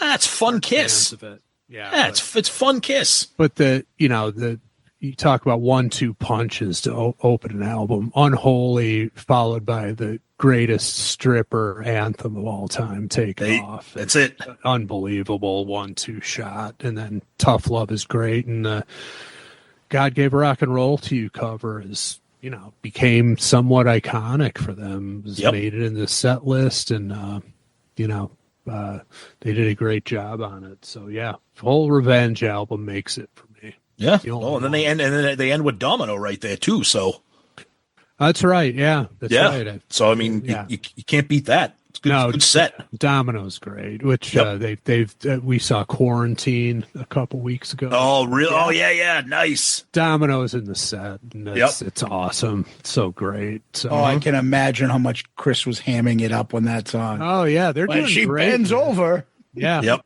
Oh, he did. They were all into it. That band is great. They're awesome. Yeah. They're doing a great job. So nice. Yeah, I can't stand that song Tough Love. I think it's a Heart of Chrome ripoff and nowhere is good. And I said it when we did a Bruce Krelik draft, and I forgot that Bruce wrote that song with Paul. He's like, hey, man, I wrote that song. I'm like, it sucks. Yeah. But I'm like, I'm sorry, man. What do you want me to tell you? Yep. Yeah, that song is a little tough, but Unholy and Take It Off, yikes. Incredible. As fucking incredible as you're going to get. That's right. That's right. Oh, man, that's a great one. What do you got at 5, Zeus? I'm going to go another duplicate. I think it's that fucking good. And I'm going to take Crazy Nights side 2. Oh, wow. Okay. So When Your Walls Come Down is kind of a funny little song there. It's okay. Yeah. I think Reason to Live is about as good as 80s ballad or cheese you're going to get. The songwriting is fan-fucking-tastic. Anybody else wrote that song? It had been a big hit. Good Girl Gone Bad is one of the fucking sexiest, badassiest Gene songs of all time. Love it. And then we've talked about this a million times. Turn on the Night wins more accolades for the 80s than any Kiss song we've fucking discussed. Everybody loves it. Best poppest fucking song. It should be, and now our friends are covering it. I think they just released it as a single, right? Chris did, right? In quarantine. They're releasing it. Comes out at the end of the month, I think, or next Thief week. of the Night is a great Gene kind of almost with the demon vocals, like a thief I think it's a great song. So if the weakest song is When Your Walls Come Down, that's fucking pretty damn good. Yep. Yep. Right? Good stuff. All right, number 4 for me. I'm going side. This was tough for me. And again, I was going to do what Zeus did with side 1, but I'm going side 2 of Dynasty. So I got Charisma, Magic Touch, Hard Times, X-Ray Eyes, and Save Your Love. So I got double Gene, double Ace, and Magic Touch, which I know people don't like to hear this, but I think it's the weakest song on the album. But then again, it's Dynasty, which is probably my second favorite album. I just don't like Magic Touch that great, but it's not bad enough where I'm not going to have it on here. And it was very, very, very close to having side 1 like Zeus did with Sure Knows Something, but got to have some Dynasty representation here for that. So I went with side 2. Well, it leads off with Charisma. That's really thank you, Chris. The other Charisma fan here. Zeus Good hates Lord, that song. you fucking song is terrible. How is that song terrible? Is my charisma? And you like Stand. Oh, brilliant. Jesus. Brilliant.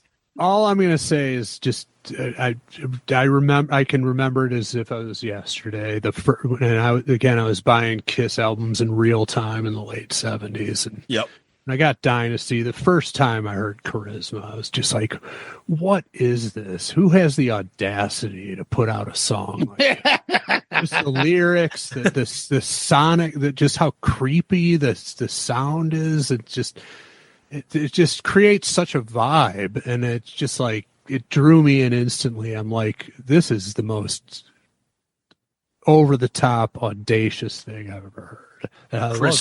Chris, I got the Dynasty album for Christmas when I was 6 years old, and I still remember the same experience of hearing Charisma. Now, I was 6, and I was like, this is terrifying. First of all, the album cover at age 6 scared the shit out of me because I was obsessed with Gene. And then the song that's the song I remember out of any of the songs on that is just that vibe in his vocals. That made the biggest impact on me. Yep. Those. So good stuff. All right, Chris, what do you got for number 4? Well, perfect segue. My number 4 is my only perfect album side on my list. And Zeus already mentioned it. Dynasty side 1. Really? Oh yeah. Okay. I mean, don't talk to me about the disco criticisms. Yeah. It's like, and I talk about this all the time on the show. There was no reason for any rockers to feel threatened by disco in the 70s. Okay. There was plenty of rock and roll on the radio. Massive rock concert tours going on all year long. Disco was not pushing rock aside. Okay. There were at least 4 album-oriented rock stations in Detroit. It was not. There was no reason to feel threatened by the disco movement. Great point. Okay? Great point. And then I Was Made for Loving You. Yes, disco vibe, but had that rock edge to it with the guitars and the. Totally. Yeah. The lead. I mean, the keyboard element to it might have tipped the scales for some people, but an incredible song. Yep. 2000 Man. Before I even knew it was a Stones cover, I was just like, this is like, coming off of after hearing Ace's signature or solo album. I'm like, this is another signature Ace jam right here. Yep. And it was one of the most controversial moments on our show. Andy voted it down. I think I remember that.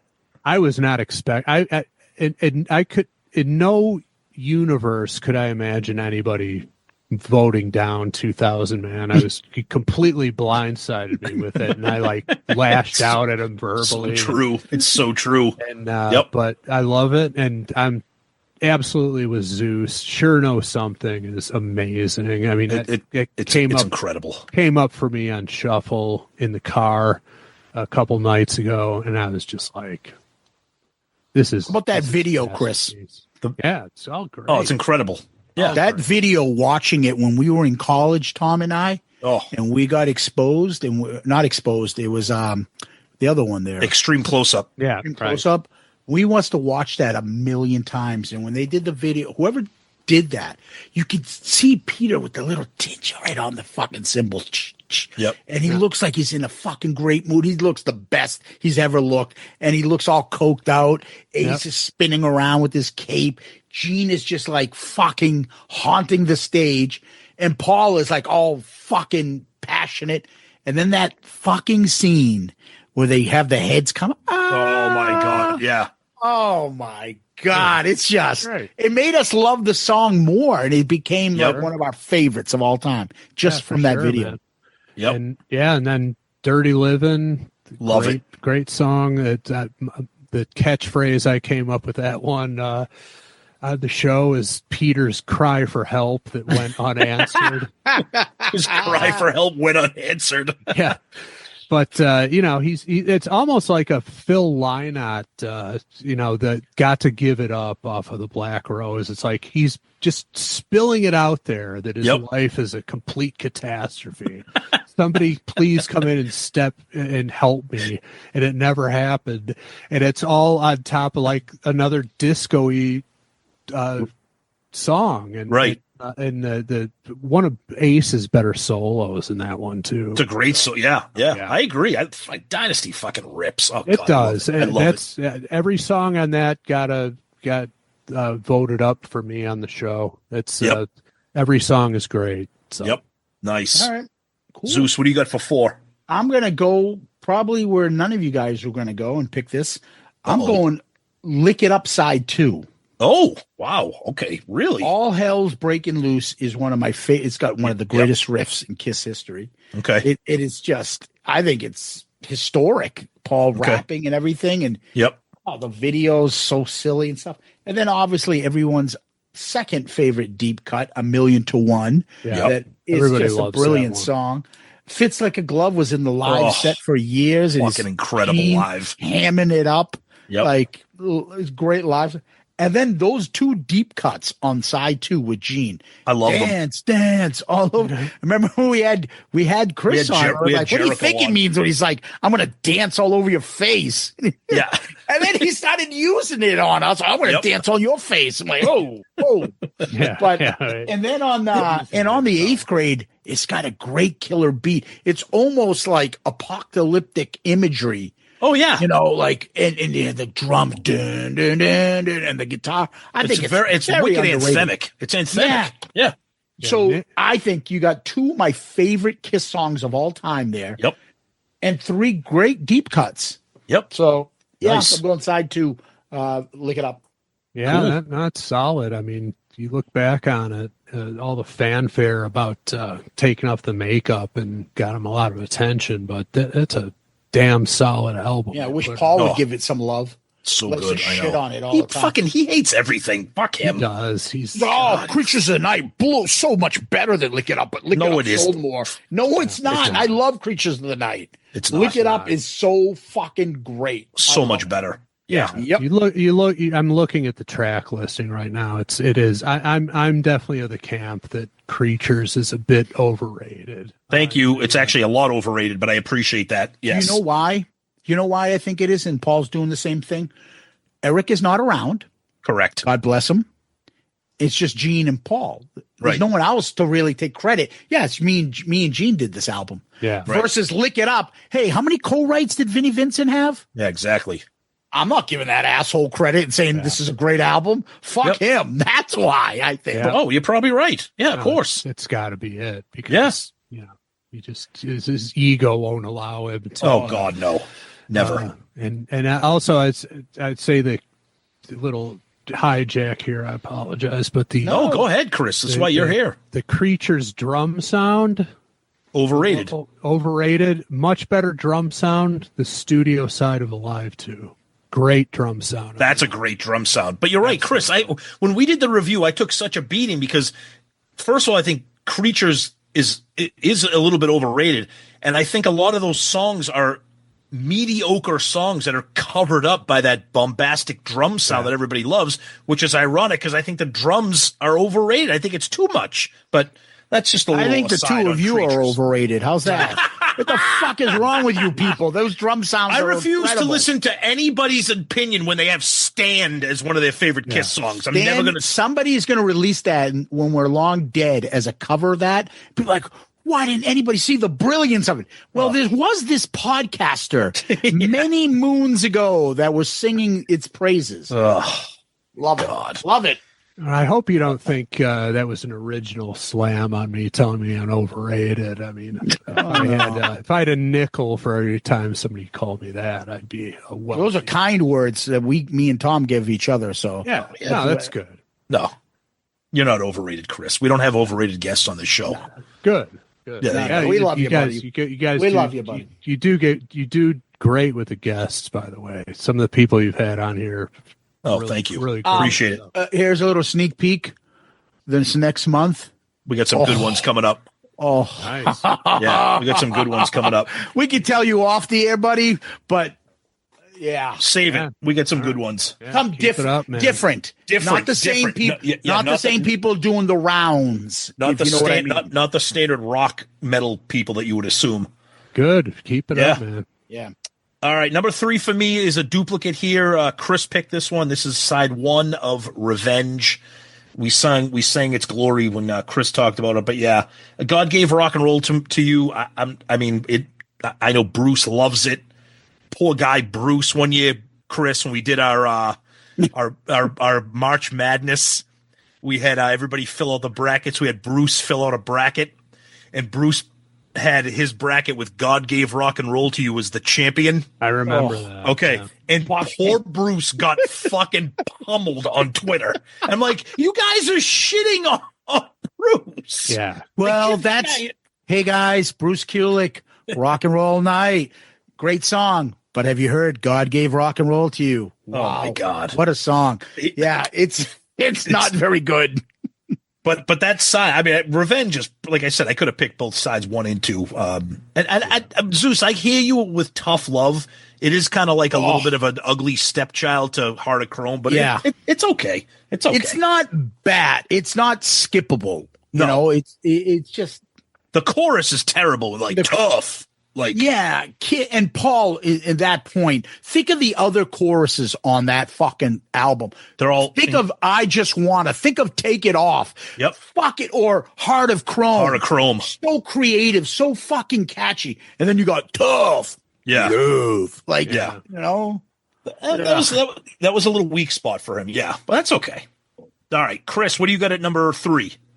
Okay, so number 3, I've got Dress to Kill side 2. Okay. Okay, it opens with my favorite song of all time by Kiss, Come On and Love Me. There you go. Yep. And it closes with their signature anthem, Rock and Roll All Night. So, I mean, you know. Yep. And then in the middle, you got She, which is great. Anything for My Baby, Love Her All I Can are all both great too. So I'd actually have to say that I mistakenly said that was the only Dynasty side one was the only perfect album side. I'd have to say this qualifies as well. I'm looking at it again, and I wouldn't boot any of these songs. These are all great songs. So I like that you sing the praises of Anything for My Baby, because the chorus is a little whatever, but I think when you get into the verses and the actual groove of that song, fucking incredible. Such a great song. But that chorus, it just takes a beating, as it kind of rightfully should. It's pretty bad. It is, but but the song, the rest of it outweighs it, I think. Which is always amazing for me, because I sing the praises of Paul Stanley choruses. Oh yeah, but he's got some horrendous ones too. Yeah, oh yeah, we just named fuck? 2 of them. Yeah, throw out Cycle Circus too. That you're in the set. Oh, that's fucking horrible too. You love that song, Chris. You love that song? No. I'm telling you, Zeus. You love that song. Oh, I fucking hate that song. What do you like Cycle Circus? You know, the song that Paul's trying to make into a classic, and it's not. I mean, I don't hate it, but I don't. The whole Psycho Circus album is just doesn't do it for me. It's just so disingenuous and agreed. Not a big We Are One fan, are you there, buddy? No, actually, no. I Kiss trying to be Third Eye Blind. No, thank you. Nice, Third Eye Blind. Listen to it. Next time you listen to it, if you can stomach it, you will not be able to not hear the Third Eye Blind. I was thinking it was Gene doing Beatles shit, like his typical Beatles, but he reserves that for his fucking vault of shit, but not on a Kiss album. Box of garbage, as Andy calls it. So nice. All right, Zeus, number 3. All right, number 3 for me. It's a duplicate. I got to go with the debut album, side 1. Okay, it's. What's the worst song on there? Honestly, for me, it maybe Strutter, maybe. Oh, God, I like Strutter. I like the song, dude, but Nothing to Lose is a top 10 song for me. Maybe Firehouse top 20. Yep. I think Cold Gin's a little bit better because the riff. I'm so sick of it, though. I know. And I love Let Me Know. I love the trade-off, and I like the original way they used to play it live. And then you let me know, and then you let me, yeah, exactly. It's a real great deep cut, and there's a lot of sentimental value there because it's their first song they did, and so for me, I just have it. So again, that's my point. If Strutter is my least favorite on that, that's a fucking incredible side. Yes, it's fair. That's a good way to put it. Yeah, fair. All right, so now I think we're going to start getting into duplicate territory here, because number 2 for me is side 2 of Dress to Kill, as Chris just mentioned. So we both sang our praises there. Very interesting. We talked about it last week when we did the kind of just the 50th anniversary. Such a bottom heavy album when Kiss usually does the opposite. They usually front load their albums, and this one is the opposite. So, what are you going to say? Chris and I will worship Come On and Love Me, and then the rest of the album is just classics. So, yeah. She has so grown up, especially when I see early versions of them playing it live on shows and stuff. Yeah. Just the chorus, and it just sounds so heavy. It is heavy. It's legitimately heavy. And when you see them in makeup in the early days, skinny jean and black and silver, and they're playing this song, you're like, they are so far fucking ahead of where music is. They're really innovators, how heavy and dark they are. Nobody was doing that shit.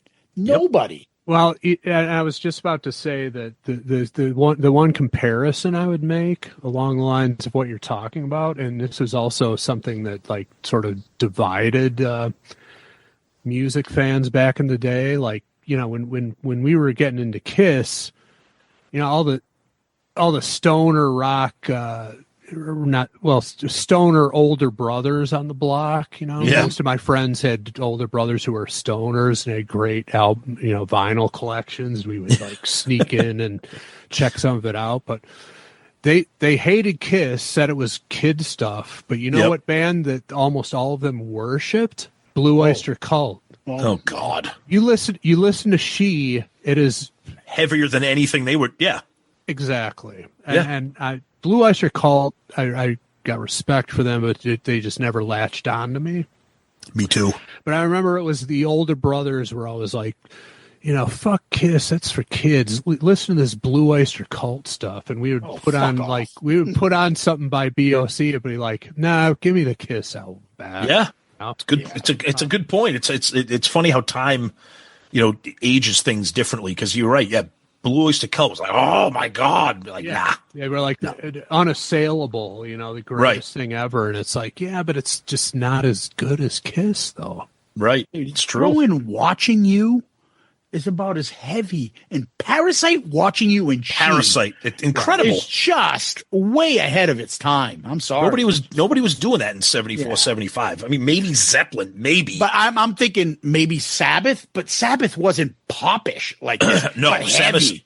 Yeah, they had no pop. Yeah, they had no pop sensibility at that time. No, and plus they were actually, in my opinion, coming out with their best stuff, but they were also just coming apart at the rails, Yeah. But they talk about it. They talk about it when they started touring with Kiss, and Kiss was blowing them off the stage. Like, we don't want to fucking have that go on after them. By that point, Ozzy was all fucking banged up and shit, And so what do they do in 78? They hire Van Halen to open. Right, there you go. That'll be even better. Yeah. Forget Kiss. We'll bring in these nobodies from LA, and just they got torched again, and that was it. Fuck. Are you a fan of Black Sabbath? And then you see like the happiest go lucky party animal, David Lee Roth, sunshine and smiling band. Yeah. And then you go listen to fucking dark, cloudy, miserable fucking Black Sabbath.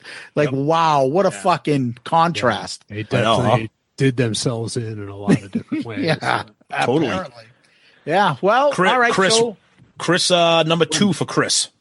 Well, we got a natural segue from Zeus there. For me, it's Hotter Than Hell side 1.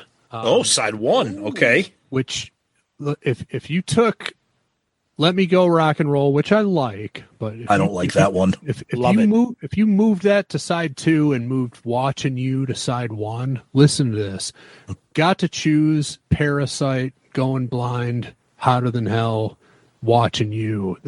I mean, that's a murderer's row of kicking. It's a great album.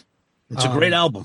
But as it is, and I've got, this is one that's up there for a big reason, for sentimental reasons, because when I got this album, it was during one of those winters in the late 70s where we got like fucking 10 feet of snow, and they didn't plow the streets in Detroit, believe me. So you were just trapped in the house, and I got this 8-track. Just that dark production just blended so well with what was going on outside that I could not imagine this song or album sounding any different. And then, Got to Choose into Parasite, and just great stuff all the way around. I'm a huge fan of this album. Nice. So Tom and I were discussing this not too long ago. The first 3 albums get penalized because I believe the better versions, the more well-known versions, are the Alive versions. So that the album version, like, you want to hear Rock and Roll All Night, the fucking studio versions, or do you want to hear you want to hear Cold Gin, the live version, because you want to hear Paul do that stupid intro. We attribute a lot of these great songs to the live version, and you hear the studio version. That's the one that sounds different. Not when you hear the live version of a song, you're like, everyone knows Alive, and it penalizes these albums, though. But you can like them too. Unfairly, because the studio albums are fucking awesome. Yeah. They're awesome. And I think if you're a true Kiss fan, you learn to appreciate what they were trying to do on those first 3 albums. Sure. Oh, yeah. And at the end of the day, it's the song. It's what live, studio, fast, slow, big production, small production. At the end of the day, it's the song. Yep. Right. Yeah. All right. Number 2. Number 2 for me, I'm going, Tom is probably surprised by this, but I'm going to go with Love Gun side 1. Wow. I'm looking at it. I think Shock Me is my least favorite song on that. Yep. I mean, and I like Shock Me. Got Love for Sale is a great deep cut. Let's be honest. It's just a great deep cut. Christine 16 is pop perfection with Gene. Never mind. Like, you're right, Chris. Never mind the subject matter, but it's still a great song. I Stole Your Love is what I think Tom says about Creatures. I love it. It's just, I stole your love. I'm going to jizz myself. Oh, my God. If they played and opened up Madison Square Garden, the last Kiss show with I Stole Your Love, there would be ambulances coming in. Oh, I would have melted. Fat Kiss tards would have had heart attacks all over the fucking place. Can you imagine them opening up with I Stole Your Love and just fucking blowing everybody away? When they did it when they did it on the Hot in the Shade tour, my head almost melted when that happened. Yeah. I was just about to mention that. I didn't see that tour, obviously, but people look back on that in retrospect, and it's just like that. That's why I think Hot in the Shade deserves a little more love, because just they were bringing it on stage. Yep. And you could see what was coming with Revenge by what they were doing on that tour. Totally. Yep. Great point. So, great point. Then the last thing I want to add, Shock Me's got the solo and Ace's stuff. It's got a lot of, and even that has the, you kind of penalize because everyone knows Shock Me on Alive too. But how the hell can you not give love to Tomorrow and Tonight, Chris, man? I love it. I fucking love that song. It is so catchy, popish. Yeah, I'm with you. I'd rather they didn't have the girl singers. But they have that in a few things. Yeah. That's just a small part of it. It's just the everybody's high when the week. Oh, come on. Paul's like, dude, he's singing it, shaking his shoulders. And dude, the best part is the very beginning. It was like,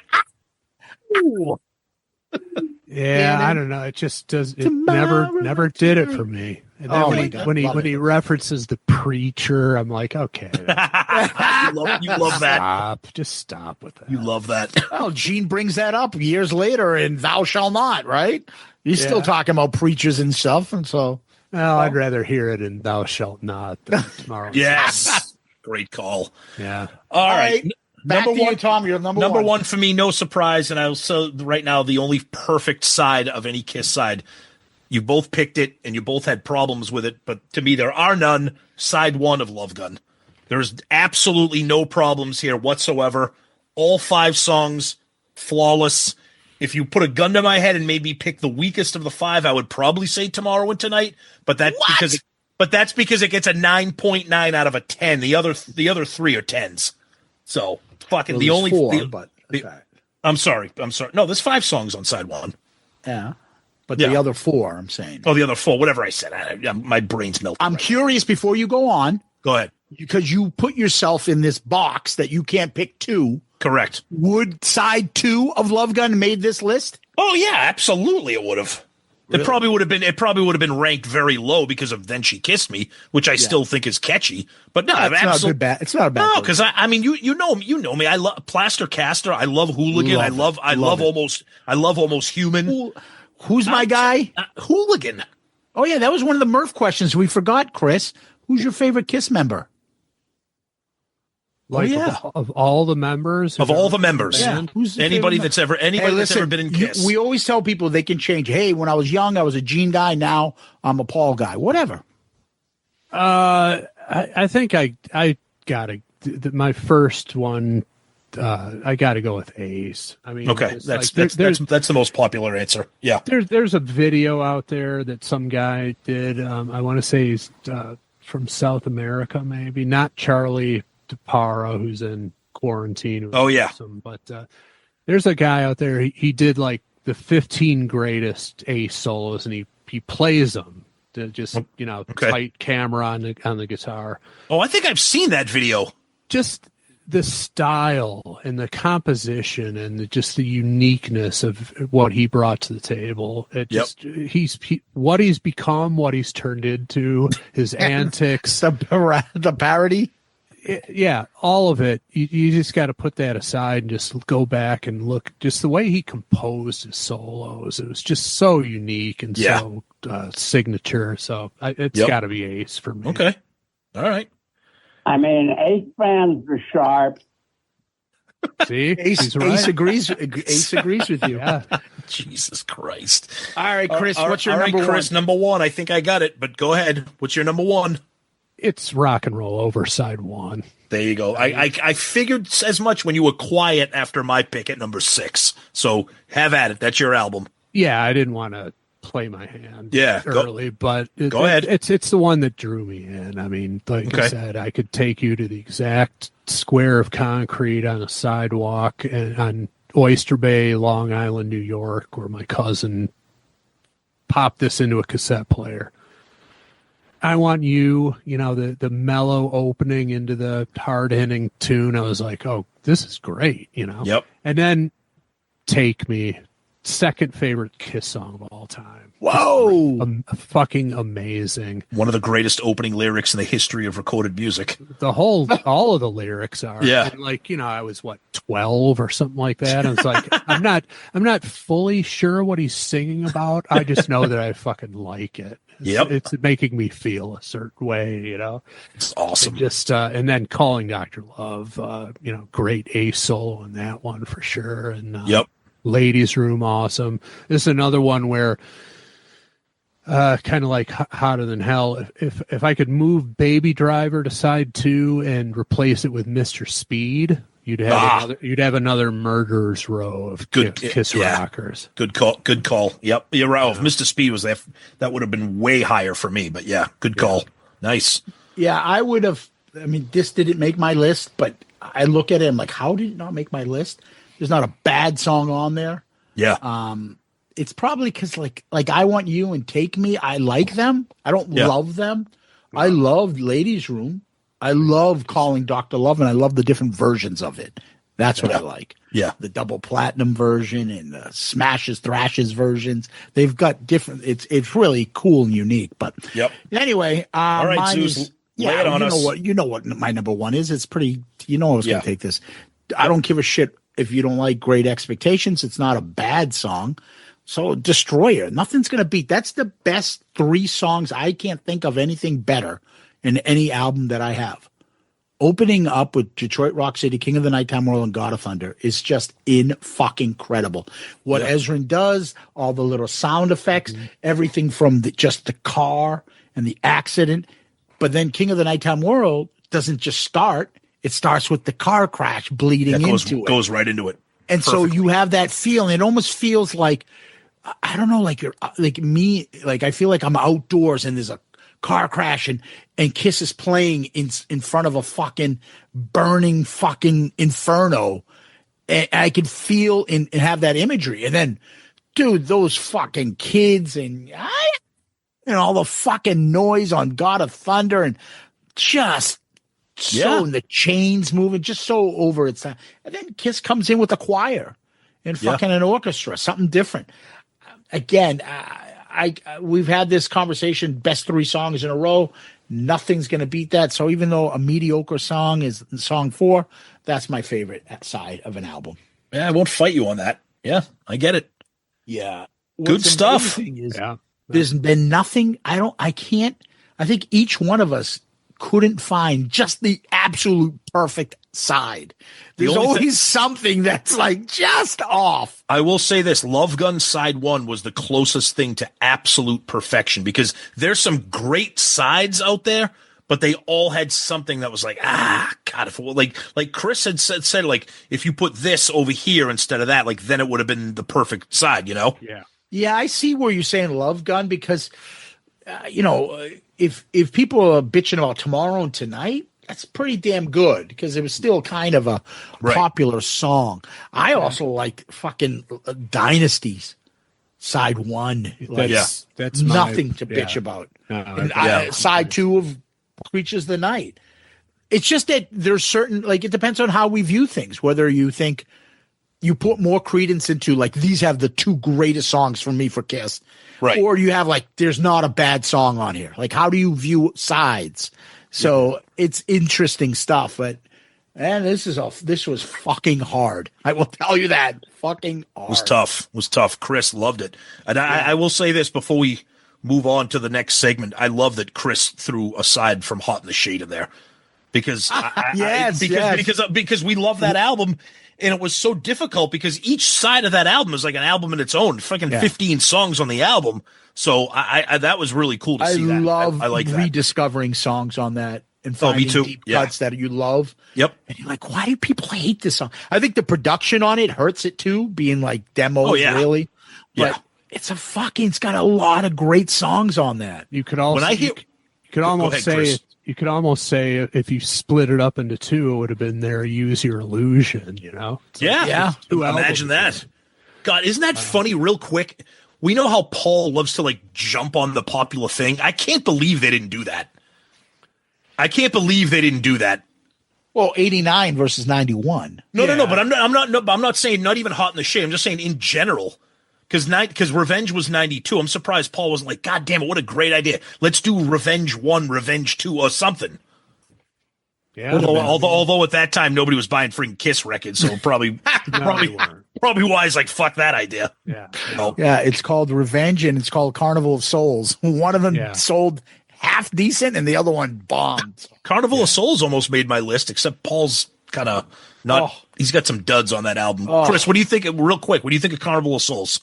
I warmed up to about half of it on the show. I think. Okay. I think there's 3 or 4, top like Master and Slave, Jungle, love it. And love it. Hate. Hate's okay. Really? Okay. Yeah. Okay. In the Mirror. That's the other. Oh, that's a great one. Yeah. Those are 3 top shelf Kiss songs, but like you said, there's a lot of garbage on there. It Never Goes Away is was one of the worst ones. Yes, Nick it doesn't go away. Nick hated that one. I remember that episode. It's unlistenable, that song. Yeah, he hated that. So. Fucking brutal. But no, over time I've come to appreciate it for what it is. But what we always say is like, we don't want to hear Kiss bitching about life and moaning about being on the planet. It's the furthest thing from Tomorrow and Tonight that you can imagine. So, great point. So true. Yeah. All right. Tom? Chris is going to stick around with us for our question of the week here. Yeah, go ahead, buddy. What do you got? Yeah. So before we get to our question, we always want to tell you who is bringing us our question of the week. Oh, that's right. It's brought to us by our longtime friend and supporter and shout out Loudcast Hall of Famer, the great Tony Barone of ABCPA Inc. He's an accounting firm located in the suburbs of Chicago, and he'll assist you in all of your accounting and tax needs. For businesses, ABCPA Inc. can help you with your financial statements, your bookkeeping, your payroll processing, payroll tax returns, and, of course, the filing of all your federal and state income tax returns. And as an individual, of course, they can help you with things like sole proprietorships, rental real estate, and your personal federal and state income tax returns. And Zeus, because they have access to all 50 states, so whether you live in Alaska or Arizona, they can take care of all of you and prepare an e-file on your behalf. They have clients in at least 10 different states, so geography is never an issue. Please follow them on Facebook and LinkedIn. Visit them on his website at abcpainc.com. Call them at 708-430-3232. That's 708-430-3232. And we have worked with Tony directly, so we're not just singing his praises because he's our friend. We're singing his praises because we've worked with him. He's incredible, so please check him out. I wish I'd have known this 2 years ago. My fucking accountant of 20 plus years fired me. Oh, no! 2 years ago. You must have been a joy to work with. I was a loyal fucking customer for over 20 years. Out of nowhere, I get this email. It's like, yeah, we're not going to do your taxes anymore. How do you get fired by your accountant? Why? There has to be a backstory to that. I have no clue, but I could have used Tony. I got a new person I'm happy with, but yeah, I was fired by my accountant that I sent business to. 20 years loyal customer. Started working with him when we were in the band. I only sent him 30 emails every time I had to do my taxes. Why was he upset with me? No, trust me. I'm not a difficult customer, and I sent him business, and that was the thanks I get. Well, if you're not happy with who you're doing now, please check out our buddy Tony. Yeah, for sure, man. He's fucking a good awesome. Guy. So our question, except that he's a big fan of the band Tool. Are you a fan of Tool? I'm kind of lukewarm on Tool. He's also a big fan of Rush, another band Zeus hates that I love. Fucking horrendous. Yeah, I'm from Detroit. We kind of like the Canadian bands. Okay. South of the border, if you will. Okay. What part of Detroit? Far East Side. So, over by the Lake St. Clair, the nice suburbs. We eventually. Don't worry, Kiss Tards aren't coming to your house. Well, I don't live there anymore. So. Yeah, that's right. There you go. I used to go and visit my cousins always in Farmington Hills. Oh well, that's the thing where it's kind of that way here in Chicago too. People say like, "Oh, you're from Detroit. Where from?" And they mention an entirely different fucking city that's on the other side of them, like 45 minutes away. Farmington Hills is the suburbs of Detroit, isn't it? It is, yes, the west suburbs. But I was born in Detroit and lived in the city limits until I was 12, and then we bolted for the suburbs. But far east side of Detroit. Nice. Okay. Nice. All right, Tom, what do you got? All right, our question this week comes from Bobby. And, of course, we'd love to have guests part of our question. So he says, if you could re-record any Kiss album with any lineup, who would it be? Now, the only caveat here is that the lineup would have to include, obviously, Paul and Gene, but it could be Paul and Gene with Vinny and Eric Singer, Paul and Gene with Eric Carr and Ace Frehley, anything. Chris. Which album would it be, and what would be the lineup? I guess I'd have to say the one album I'd like to hear have a little more power and energy to it. It would be "Dressed to Kill." I think. The material is great. It's just like the production was kind of weak. It didn't really, have.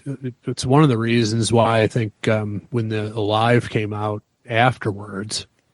People realized what they could really bring in terms of like power and authority and, really sort of bringing it from that standpoint. So I think that would be the album. Okay. And I think, can I say that the original lineup just produce it better or bring some more balls in the studio? Yeah. There's your answer. Because I was close to saying swap out Kulick for Ace, but then you can't pull Ace out of those original albums. No. He's just so much of a part of the personality to it. So I just say same lineup, just uncork it a little more in the studio. Okay. All right. I'm gonna go Zeus. You go next. You got something? Yeah, I would probably say I would like to see I would like to have seen Kiss redo Dynasty, but have Peter play on the drums. And keep the original band together and have the original sound of the band. Now, everybody praises Anton Fig as though he's John Bonham Part 2, and he's not. He's a good drummer. I still want Peter in the band. His drum parts, other than fucking rip it out, okay. He excels on that. I'll give him credit. But nothing on Unmasked or Dynasty. I've yet to hear anybody go, oh my God, the drums, Anton Fig on Dynasty. So I'd rather have Peter back there and feel good that was the last real Kiss album with all four members instead of Peter just played on, Dirty Living. Okay. I want to go kind of a little left of center here. I want Bruce Kulick and Eric Singer on Animalize. Get Mark St. John out of there. I love Eric Carr, but I feel like that style of songwriting that they were doing would have suited what Eric Singer was doing at the time. Mm-hmm. And Bruce Kulick was already involved in that album, as we know, with some of those songs. Yeah. But I feel like if you had him on the entire album, because I like Animalize, but sometimes it's Mark St. John, God rest his soul. But it's I would add to that. I'll add to that. Go ahead. Yeah, go ahead. Add to that by saying it's because Paul came in and fucking produced it. bring back the original who was going to produce that, Michael James Jackson, and let him produce that with Bruce throughout the whole album. Right. And you can get rid of that asterisk in History, which is Mark St. John, which is a joke because he didn't even play on the full album. No. He played 2 concerts, and it just doesn't make things even. You're right. I like that idea. Yeah. All right. That's cool. A good one. That's a really good one. Good. All right, Bobby, great question, buddy. Thank you so much. We always love getting a nice question of the week, and we always love having a guest like Chris jump in on question of the week. So thank you, Chris, for that. Oh, thank you. Yeah. All right. Tom, we'll go first, and we'll hand it over to Chris afterwards. But, Tom, where can people find us? Yeah, so always check out our website, shoutitoutloudcast.com, that you can find all of our episodes. You can find all of the links to our social media, Twitter, Facebook, Instagram, YouTube, TikTok, Threads, links to our Patreon, links to our Amazon shopping, links to our Shout Out Loudcast merch. Everything's there on the website. And, of course, a link to our amazing book, Raise Your Glasses, which Chris contributed to, which was awesome. Thank you for that, Chris. Huge thanks to that. That was great having you be a part of that. So please, you can buy the book direct from our website or on Amazon. And, of course, our email address is shoutitoutloudcast@gmail.com. We read each and every email, so please do that. That's a great way to get your question of the week read. So continue to do that. And, of course, we always like to say we're a proud member of the Pantheon Podcast Network of shows. Chris, tell everybody where they can get more Chris L. and more Pod of Thunder and more you. Well, I don't know if you want more of me, but the show is podofthunder.com, which, kind of like, our show, your show, in the chronology of KISS podcasts, we were kind of the Johnny come latelys, right? There were like a dozen already in place when we came on the scene. Yep. How did nobody have the name Pod of Thunder yet? I agree. It just fucking blows my mind. I mean, it's I'm good. I'm overjoyed that we have it and we have the website address, but how did nobody else come up with that? I mean, it's a great one. Wait a minute, what are you talking about? Chris Jericho did. Well, that's a whole other story. But that's actually how we befriended him. But that's right. A whole other conversation. And you weren't kidding, right? You were pissed. It was part showbiz. I mean, part of me is like, this guy's a professional wrestler. He should appreciate a little shit talking, right? Right. It turns out he did. So I love it. But yeah, podofthunder.com. And we're coming up on tomorrow. We're going to record episode 599, and then we got 600 coming next. That is insane, dude. If somehow you never heard of our show, there's plenty of back content for you to enjoy, hopefully. We started out as a KISS podcast.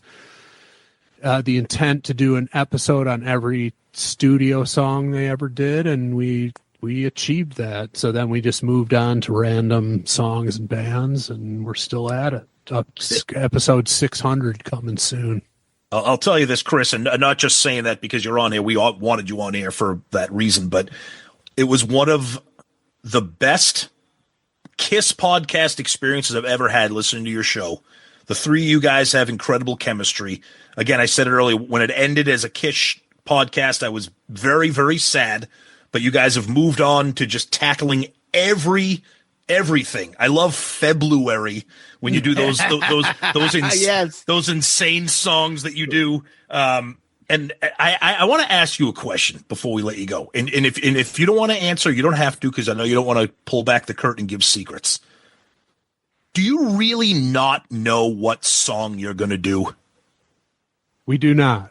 That's a hard and fast rule. So when he announces, when he plays the clip of the Chris Jericho thing, it's like, this week it's Rusty Cage off of Bad Motorfinger by some, like, you. That's when you learn that you don't know in advance. Don't know in advance. That's fucking awesome. Yeah, I mean that was something we decided from the start. That's why we randomized the picking of the KISS songs. We considered doing an order, but then we're like, well, when we do the Elder, no one's going to listen for 3 months. So yep. But no, that's been a hard and fast rule from the start. It just keeps it spontaneous, It's great. It's not scripted. We don't pretend to be rock scholars because we researched the fucking thing before we went on. We just shoot from the hip, and spew out a lot of wrong stuff, but you know, no, you guys are great. Yeah. You guys, it really is a great show. And if anybody listening to us for some reason or other hasn't heard Pot of Thunder, please go back because they're the best. You guys are really great. So yeah, and I'm going to return the favor with the smoke blowing up the buttholes.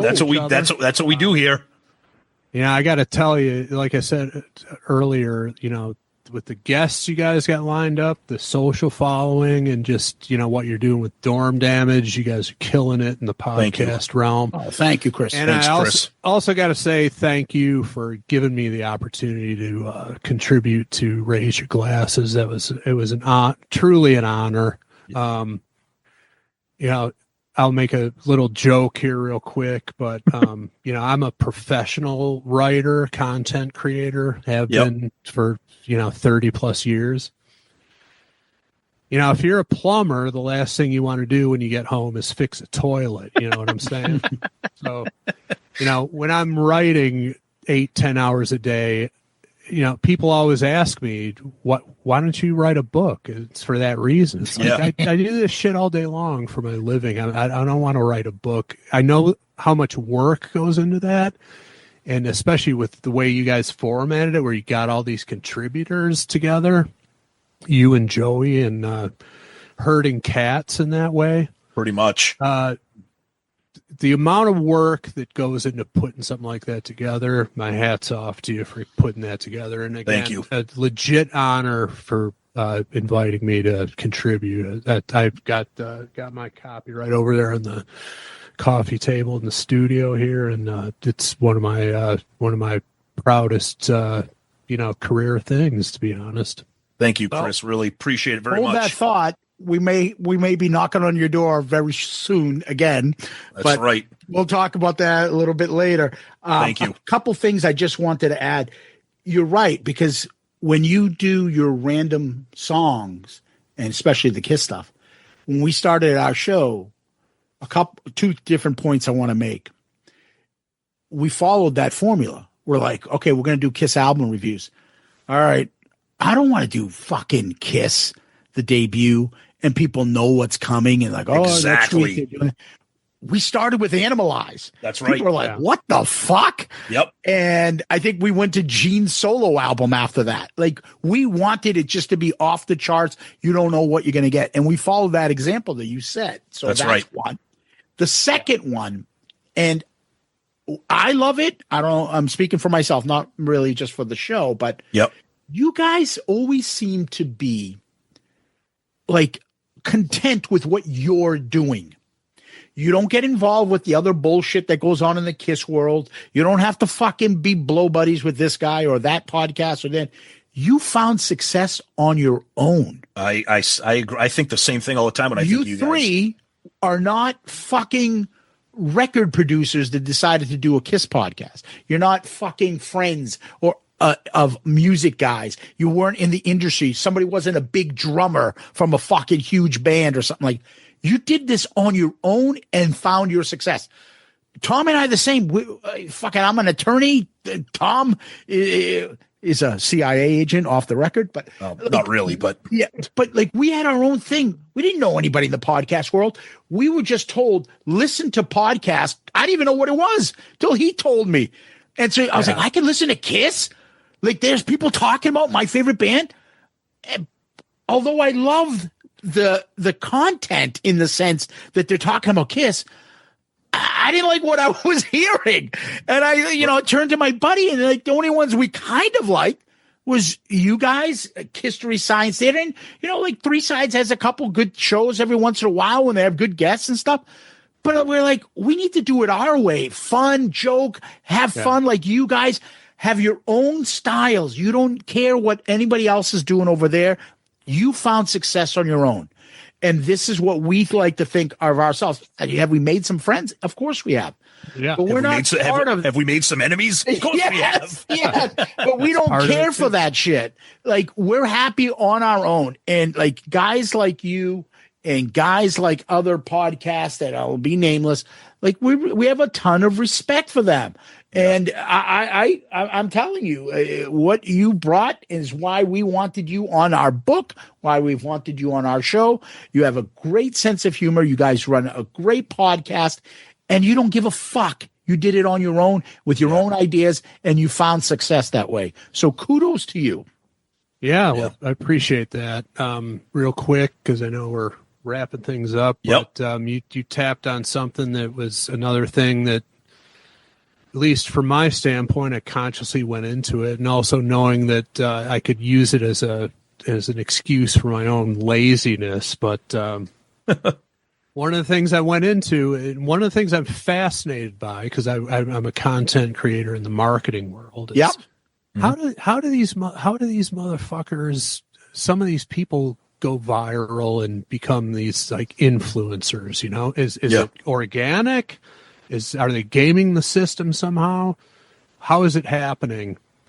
Going into this, I looked at it as an experiment, being that we're just going to do our thing and see what happens. We're not going to hire somebody to game the system for us. We're not going to, aside from paying to boost a few Facebook posts for a while, I haven't paid for any publicity or advertising. And it's just all been organic. It's far from viral and life-changing, but it has been a slow, steady build and very organic. And we love our listeners and the other like-minded podcasts, and it's been great. So, yeah, it's a great show. Great, just community environment. I mean, you guys have your listeners, you have your Patreons, and you have your niche. Nobody is doing a show like you.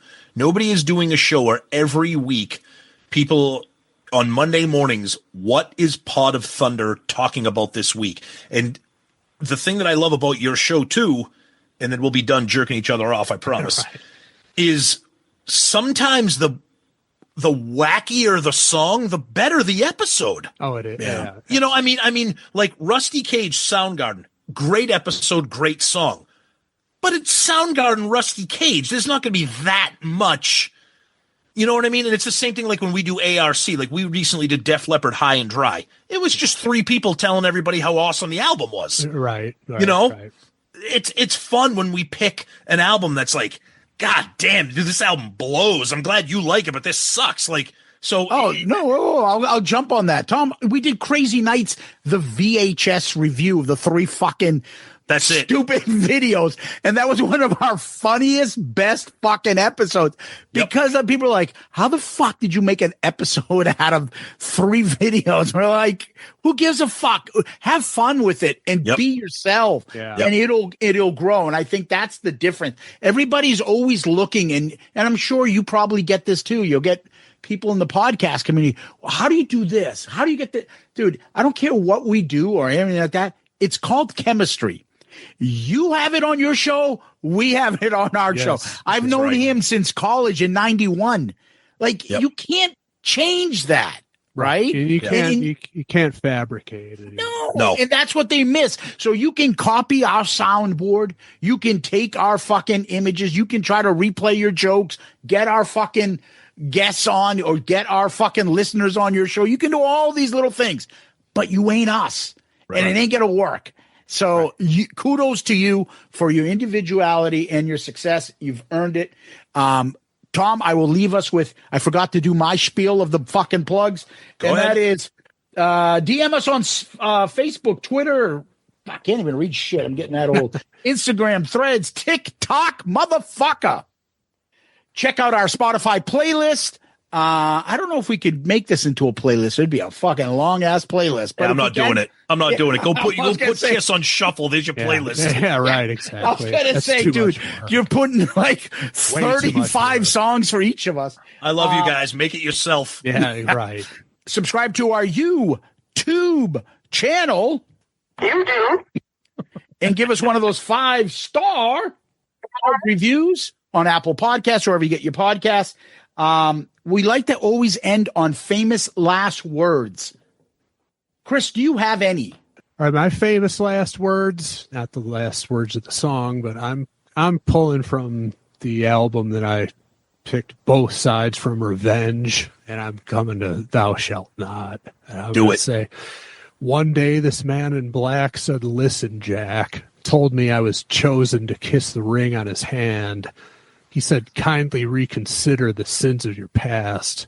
And I said, "Mister, you can kindly kiss my ass."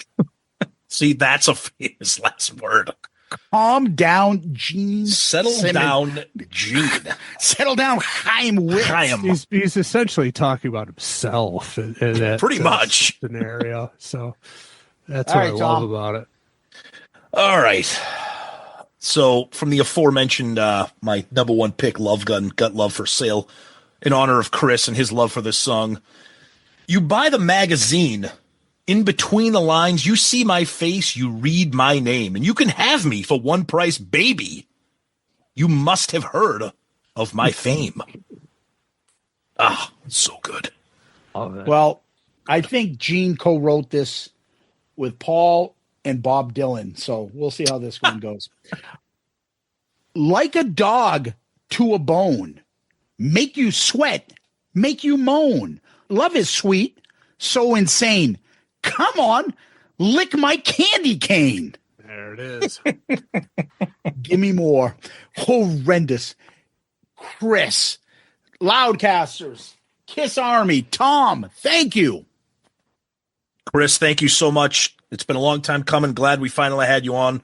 Would love to do it again. So thank you for spending some time with us tonight and talking some Kiss. Appreciate it, my friend. It's my honor, and we will. I will think of ways to return the favor.